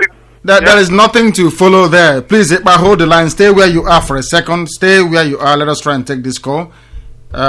This is Radio Biafra. Have we missed him? We have lost the caller on the line. We have lost him. If you're joining us, that this is Radio Biafra. We are reaching you from London this evening. Normally, we end the program at 9, but we are continuing because the Biafran issue is more important than my own comfort as a person. This is Radio Biafra. Give us your name and where you are, please. My name is Ono. I'm calling from Spain. Yeah, please go ahead. Go ahead. And Nnamdi, I want to congratulate you for everything you're doing. You're really trying a lot, Thank you. I really have a lot of passion for what you're doing, and I'm seeing the really passion in your team. I know you guys will not compromise. I know that inside me from the way you are speaking, So I just want to say about this, our politicians, they are all compromised. Even, they have been there. They create state. They didn't give us enough state like other regions. They are there. They are cheating us in everything in Nigerian government. How did they think if they come now in Biafra, we will not fail? They are failures because Hausa and Yoruba people have 10 states, 9 states, 6 states, a lot of local government sharing Nigerian resources, and they are there. They couldn't negotiate on our behalf. Now, who think that if they come now in this Biafra journey, if we go down, begging them to join, they will not fail us again. They will sell you. They will sell the whole thing and pocket the money. So this is a very clear issue. And then the other point again, I will just say briefly, the other point about this baby factory you're talking about is a sign of failed state. It's a sign of lawless society. It's not actually Igbo made. This is a society we find ourselves. A failed state. If you go in a country where things function normal, it's the work of the police. Even this thing will not come to this stage. The police could have done everything before it reaches this stage. So we are in a cage. You really used to say that we are in a cage called a country. It's a sign of failed state. Even the government, the people in government, they couldn't even protect themselves. The citizens, there is kidnapping, bombing, a lot of evil things happening every day. So this is just one part of that failed state signal. There is a lot of things, even worse than that, is happening in Nigeria. It's just that you find out this one that you are saying. But there are many things, even worse than this, happening in other parts of Nigeria. Of course, you know. Yes. So these are where we find ourselves. So the only remedy we have is to find a way to get out of this shit. We have really suffered a lot. You know, I've been in many African countries. If the diaspora you guys are saying we are 3 million, it's just the ones in Europe or in US or all those sides, I might believe. But if it is Igbo people in other parts of the world, like Africa, in any other, we have more than 20 million more. We have more than 20 million, or even outside of Nigeria. Because I was born in Cameroon, and the day we have any occasion, we close shop in Cameroon, everywhere will be dried up, like if there is nobody in the country. This is the truth. We are blessed. My goodness. We are blessed. It's only that we never have the way to coordinate. God has given us everything, intelligence, hard working, you know. But it's only now how to find a way to, you know, this war we fought with these people last time. They really find a way to destroy us. They did. It's only now to find a way to coordinate these blessings God has given us to move forward. Well, the sky is our limit. Even no matter the oil, we will still beat everybody who is standing on. If this Biafra succeeds, it will be like a reference point in the African continent. I know that. I know what our people is capable. It's just that the Nigerian system is dragging us back. It's dragging everybody back. So that's how it goes. You know. So I just want you guys to carry on, keep on. You know. And the country is very, very compromised. Imagine Boko Haram, all these Nigerians. If you kill 20 people, they're calling for amnesty. Yes. So when we start this protest, you know, you will see that we didn't tell us for this, but we will not accept because it's very, very compromised now. This country. That's why if you kill 20 people, they will just call you out for amnesty. That's what happened. So if this fire will just explode once, if our people can get it, and that's why I'm very grateful for the work you guys are doing because this is the most critical job you are doing, like to mobilize our people, to enlighten them. This is the key of anything we want to do. Here in Spain, we are trying, we are working on the ground. A lot of guys are doing, you know, our people are always skeptics.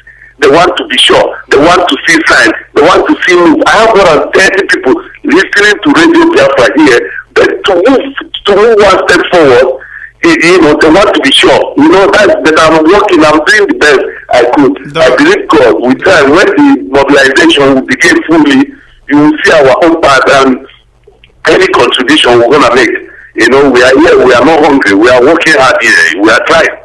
So there's no shaking. So I wish all you guys the best, and all of our brothers all over the world who are listening now, I just want to wish them all the best and to stand strong that one day God wish have to happen for us in Jesus' name. Thank you very much. And we need to do something ourselves. God will not come to fight this battle for us. What can you do from Europe? That remains the question. Go to the website, fill in a volunteer form, set up a standing order if you're in Europe. Set up. I will do it now. I just want to get about the number. Then we'll see whether we can start with yourself. Start with yourself first, and then you can set an example for others to follow. Start with yourself and say, this is what I have done. That was what the informers did. That's what our brother did in the United States, in Texas. That is what our more local has done here. Start something yourself. Say, I have started, because A is waiting for B, B is waiting for C, C is waiting for D, all the way to Z. Nobody's doing anything. Just saying, God bless you, God bless you. That is not good enough. We need to support our people on the ground. Our boys on the ground are willing to work. Our youths on the ground, they will need to be mobilized. They are hungry. They are not as rich as Yoruba kids or as rich as Hausa kids on oil money. They have nothing. Even the little that should come to them, the governors have taken it away.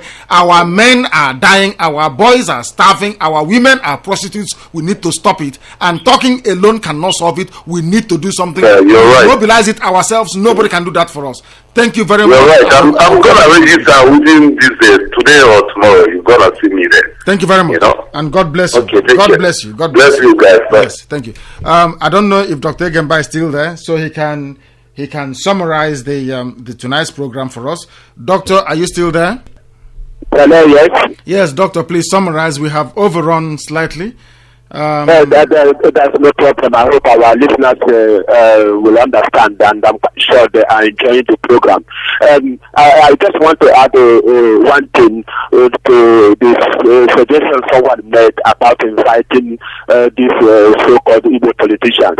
I want to throw him and throw them a challenge. Even if we invite them to Radio Biafra to interview them, to ask them questions, I can guarantee you with absolute certainty that they will not honor the call. They will not come. Because the mere mentioning of Biafra will send the chill, powerful chill in their spinal cord. They know what they are doing. The mere mention of Biafra will send them into an irrevocable coma.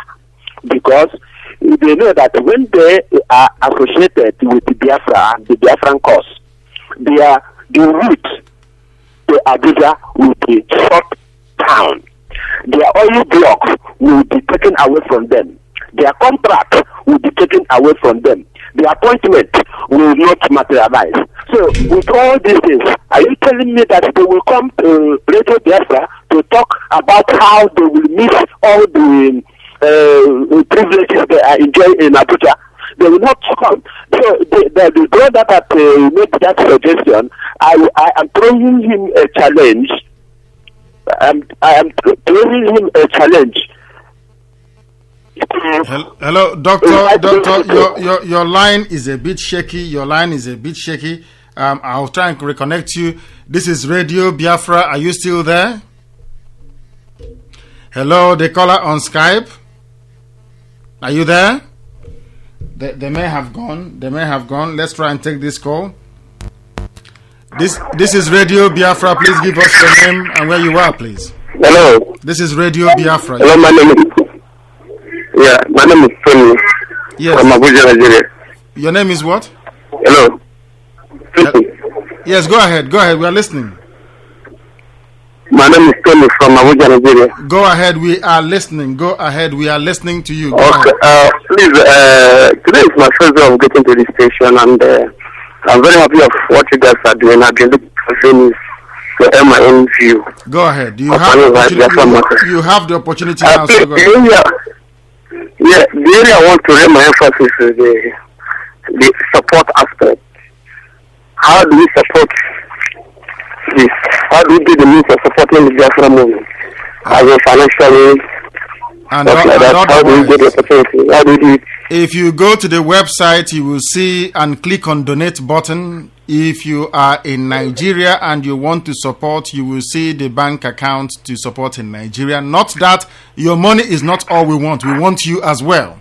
You go to the volunteer. I've been bothering my mind since. I've been looking for people. Good. What we ask you to do is go to the Radio Biafra on your mobile phone or to a cafe or with a laptop or whatever. Go to Biafra community, because we're a community all over the world. Go and register and volunteer. Tell us what you can do. Any occupation, I don't mind if you're a road sweeper or pan wine tapper. Tell us the skill you can bring to the struggle. That's what we need now. We don't want people saying, praise the Lord, in the name of Jesus, everything will be okay. We have gone past that stage. We have gone past the stage. God has done everything for us. Thank you very much. Go I thank you guys for, in terms of people suggesting you guys to meet these other guys. I don't think it's good for that. they can't be in two countries at the same time. Thank you. They can't be supporting Nigeria and at the end supporting Biafra as well. It's impossible. You cannot serve two masters. You cannot serve two masters. You can only be in one country. Yes. You understand? Yes. You can't support them as well. Thank you very much. All these are current for president in next year 2015. These other guys also want them to get post.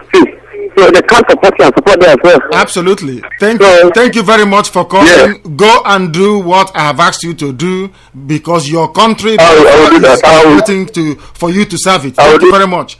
And God bless you wherever you are. Just go and do as we've said. There is somebody waiting on Skype. Give us your name and where you are. Please lower the volume, please. And then, yes, lower the volume. Give us your name and where you are, please. Lower the volume of your device, please. Is it okay now? Is still lower it further because you and I can interact with Dr. Ekemba via your phone, so it doesn't matter. The whole world is listening to your voice. It doesn't matter. Please go ahead. Hello, can you hear me now? Hello. Better. Yes, go ahead. We are listening. Go ahead. Yeah, my name is Emeka Eric. I'm calling from Pakistan. From Pakistan. Please still lower. I can hear my voice still. Please lower it. I beg you, please. Okay. Is it okay now? Yes, it's better now. Go ahead. Yes. Okay, so I want to thank you people for what you have been doing. Thank you. And I'm so grateful to be able to connect with you today. Thank you. You see, there are a lot of people within the Igbos who are so keen on achieving this Biafra. And you people have already started. It's like a step in the right direction. But I think the best thing for Radio Biafra to do is to reach out to some certain prominent Igbo people who can assist. Now, we that are the ordinary Igbo citizens or indigenous, we also have our own part to play. Like you people are soliciting for funds. I know that here in Pakistan, you know, I can be sending any amount that I have to support this Radio Biafra and this Biafran project. But at the same time, I believe that Radio Biafra should, you know, explore some certain avenues where they can generate, you know, quick fund and a fund that, you know, that can sustain this project. I want us to look on what somebody has said here. We don't have to run people down. We don't have to say condemn people or just shut our doors on negotiation. We can get Biafra through war. We can get Biafra through negotiation. Like what Bile is doing now, we can also get Biafra through other legal means. But all these things need backing of the people. If you people can understand, you know, and study how South Africa came to get their own independence, you have to find out that a whole lot of people were involved, though they have different kind of views on how to achieve that. But at the end of the day, if this group or individuals still believe in that Igbo struggle, I think we should bring them in. There is no way we can have that unanimity of view. There is no way, you know, we can have a certain method, kind of a standard to set and say, if you don't go through this way, then you are not with us. Now, I want Radio Biafra, if it is possible, to reconcile with somebody like Rap Wazurike, no matter his mistakes, no matter his shortcoming. I think he already started like we people started. I want to tell you that there are some people who won't like what Radio Biafra is doing. That does not mean that people are not doing the right thing. Now, most people don't like the way Wazurike is going about it. But at least, I think he has tried. And I believe he has suffered for Biafra. Now, he wants to face treason charges in the court because of Biafra. So if you said that this man has already compromised on Biafra, most people won't understand it. So I would like us to reconcile with somebody like Wazurike. I will also want us not to say that most Igbo politicians are Nigerian agents. No, there are some people in that Senate who still believe in Igbo struggle. Like who? Like who? People like Chukwumerije. Yes. Chukwumerije believe in Igbo struggle. Ngige believe in Igbo struggle. What have they done? What have they done? What have they done? Give me a practical example. let me finish. Someone like Odus Okalo, he's no saint, but people can change. Now, maybe he has seen the injustice in that Nigerian system. Maybe he has seen that it is better for him to fight for the Igbos than to compromise and sell that Igbo struggle. I believe that people should invite him to come. People like Wazurike, people like Chukwumerije Ngigi, people like even Ben, who is the personal assistant to the president on National Assembly matters, you know. And this sort of don't say that they won't come. Don't preempt what they have in mind. Just invite them to come. And another thing is, people can go and meet them. You people can go and I can't go and meet Ozokali. You can't listen to me. But I know that you are a prominent man. You can go and talk to him. If all these people can support you, Biafra, you know, in the open, they might support you indirectly. Do you understand? There are a lot of struggles going on in the world, which even those in government are sponsoring without nobody knowing about it. So we can't just shut our doors on these people, believing that we can go it alone. No. We need to bring them on board. Thank you. I have heard. No, you've made some very good points. I'm coming. You please try to answer my questions. Okay. You've made some very good points. Do you know Ojus Okalo at all? Very well. I don't know him in person. Okay. Do you know the person called Alex Ekweme? Do you know who he is? Yes, Alex Ekweme is from my local government. Do you know? I'm coming. I'm sure you understand the Igbo very well and the Igbo folklore and songs. Yes. Exactly. Onwe egwu ana-akụ ana-agụ mgbe anyị dị ntakịrị. Uri ọma ka a na-akpọ ya. Onye na nwanne ya soro goku. Ime egwu ahụ. Yes. Yo agbachi egwu ya hapụ nwanne ya. Ị na-anụ ya agọrọ ya mgbe dị ntakịrị. Ọ dị ka itoro na township. Amaghị m itoro na township. Mụ atoro na village. I grew up in the village. I grew up in my village. Good. Now, you went with your brother to Jos to face Nigeria in Jos. And you betrayed your brother. What is it that Ojus Okalo did that is different from what Ifajuna did during the war? You went to Jos to go and face Nigeria with your senior brother, Ekweme, beside you. You went and sided Yoruba people. And you're telling me you have repented along the way? It's for you and God. Maybe if you want to talk to him, you're more than welcome to do so. But for me, I would not. And I will tell you why I would not. Biafra is not my property. You people put me here to work for Biafra. Any day that Biafrans feel that I shouldn't be here anymore, I would leave. Any day that the editorial board decides that I should not be the director of Radio Biafra, I will step down. It is not my property. I don't own Radio Biafra. It's not mine. I'm only serving my people, and I can only serve Biafra with the consent of people like you. If you want me to go, I will go. If you want me to stay, I will stay and serve you. What I'm saying to you is that on a point of principle, we started having this type of stupid people from Opa-Biaseka. They said, oh, leave him. Oh, he's an Igbo man, has Igbo interest at heart. What happened to Opa-Biaseka? All these criminals came and left. You're telling me about your senators and governors that they have Biafra at heart. Have you been to Onitsha, my brother? Have you been to Aba? Have you been to Newi? Do you know how people are suffering back home?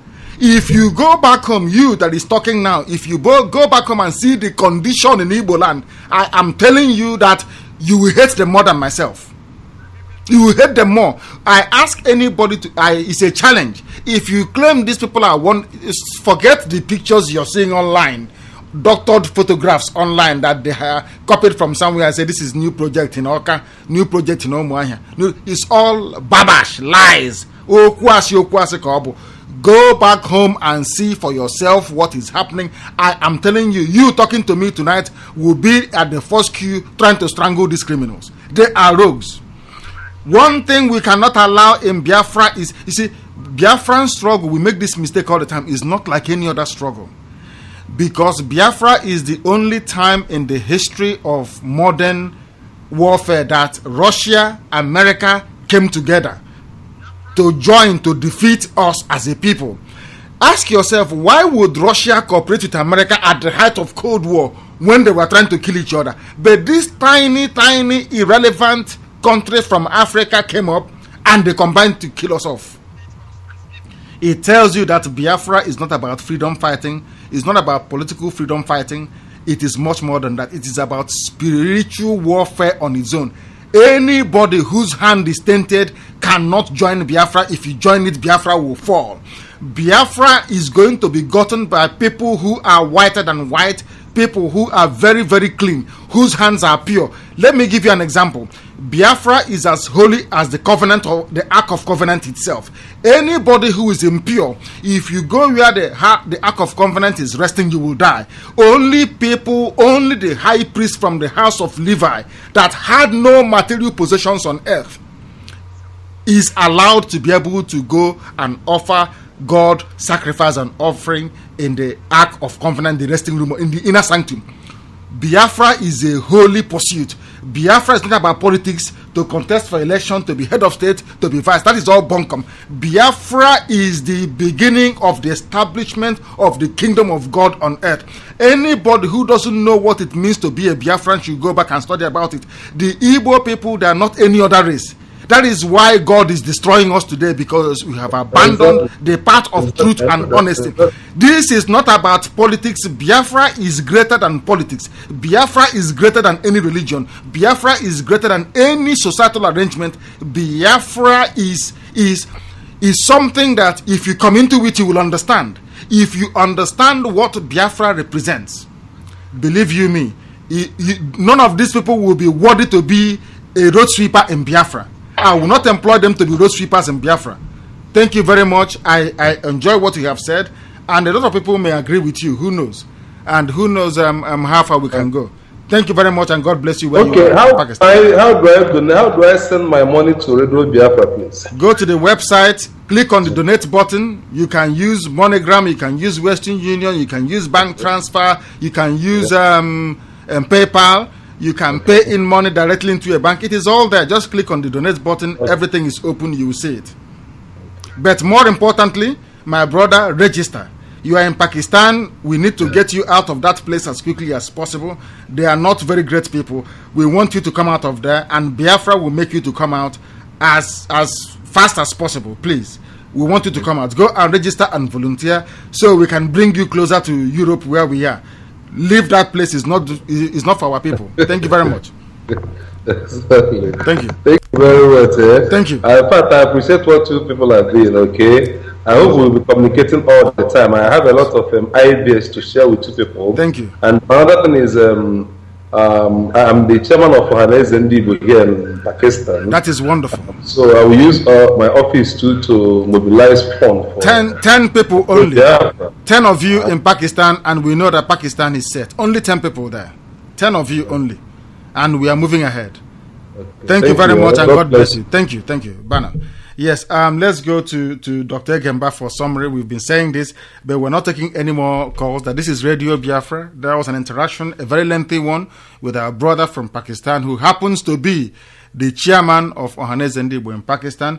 We are waking up the bones of our people. We are stirring them up wherever they are, which is what Radio Biafra was set up to do. We are not here to condone any foolishness or stupidity. We are here to get Biafra. If I am an obstacle to Biafra, please remove me. If anybody from Radio Biafra represents an obstacle to the Biafran struggle, you remove us. We are here to serve the people, to get Biafra. We are not here to joke. We are not here for some stupid, silly political appointments. We are not here to bow before any buffoon. We are here to get Biafra in truth and honesty. Please, Doctor, are you there? Yes, I am. Please summarize for us so that we can close. It is a very informative program today, as always. You see, this is why Radio Biafra is special. Everybody are welcome to air their view, no matter how radical it is. But we will also, fellow Biafrans all over the world will also have the right to differ. A matter of principle and accordingly. As I was saying before, the Biafra struggle is for every Biafra, as we have just said it before.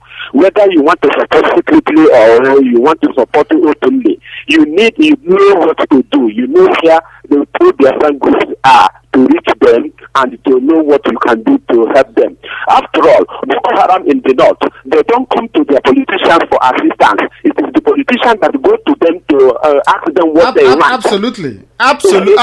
How can they be expecting us? We will be going cap in hand, begging, come and join our struggle or don't join. We are not going to do that.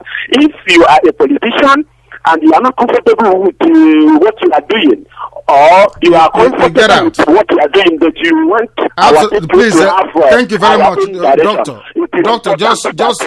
Just give us 1 minute to try and take this call. Let us take this call. This is Radio Biafra. Please give us your name and where you are. We are making an exception because you've been waiting for a very long time. Please go ahead. No, we've spoken. Okay. Thank you very much. Thank you very, very much. You are very kind. We thought you've been waiting. We've miscued. We have miscued. Maybe that is why we miscued completely. Please, Doctor, we are bringing the program to an end. Please give us some closing remarks. So please, we can close very, very briefly because we've been on air. I've been here since quarter to 7 this evening, all by myself. I was abandoned, but of course you joined me and Barrister joined over the phone. Please, very, very briefly summarize for us so we can close, please. Okay, that's fine. I had wanted the point by point this, although you have done it, but I wanted to add my own perspective to this so-called Igbo politicians. But we will revisit it anyway. Our listeners all over the world is great. Serving you, it's a great you listening to us. Please join the debate. The debate is still live. Join the debate and go to Radio Biafra Facebook. We can continue on Facebook page, yes. On the website. Right. On Facebook page, we can continue on Facebook, yes. On Facebook page, or leave your comment in the comment page in Radio Biafra website. So whatever you do, God bless you and keep on listening. Thank you very much. Thank you very much. That was Dr. Egemban from Nnamdi Kanu at the main studios of Radio Biafra here in London. I'm saying thank you to all of you. If I disagree with you, it's not because I hate you, it's because I even love you more. I want you to convince me. Also allow me to be able to convince you. We want a Biafra of openness, a Biafra of brotherly debate, a Biafra of justice, a Biafra of brotherhood. Whoever has the superior argument wins the day. The fact that I'm sitting behind the microphone does not make me right all the time. I cannot be right all the time. Sometimes I may get it wrong. That is why we are Biafrans, and I will rely on some of you to be able to put us straight, to be able to correct us. If I convince you, you agree with me. If you convince me, of course, I shall agree with you. As an example, this idea of having people in every country wasn't original to Radio Biafra. It was given to us by our brother in Germany, and we bought it. It was a very superior argument, and we dropped every other strategy that we had to try and follow this one. In the same vein, please try to convince us. As Dr. Ekemba said, go to the web, go to Facebook. We can continue this debate on Facebook or on the website comments page. We are going to open a blog very soon. So after the program, we can all go there and continue to discuss and to debate, because we want the best ideas to prevail. Nobody knows where the best idea for Biafra is going to come from. That is why we want everybody to be involved in this. We want people to tell us what they think we should be doing in order to speed up the process of Biafra realization. Thank you very much. I'm Nnamdi Kanu from London. I'm signing off this evening. It's been a pleasure having you, and I love you all. If I don't, we won't be here. It is the love we have for our people that is making us work this very hard. We cannot go back. We cannot derail. If we try to do, we can't even succeed. As we said before, if you see us slackening or not doing what we are supposed to do, please kill us. Don't reconcile with us. Eliminate us. That is our vow and our promise to our people. We love you all, and God bless you till tomorrow night, 7 p.m. London time as usual. God bless you wherever you are.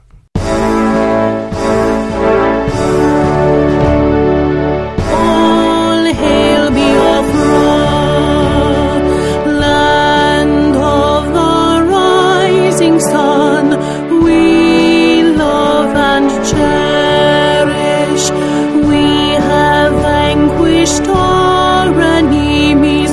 All hail Biafra. God bless Biafra.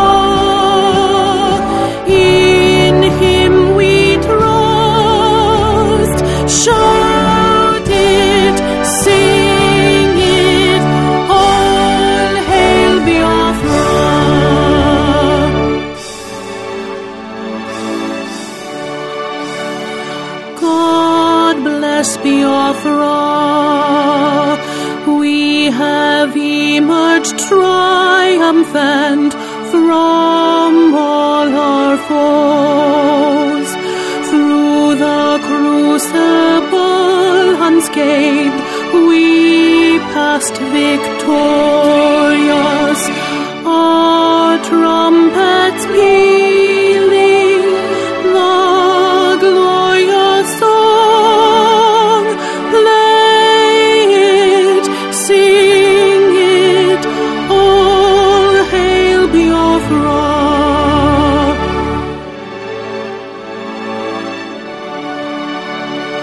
Oh, hail Biafra,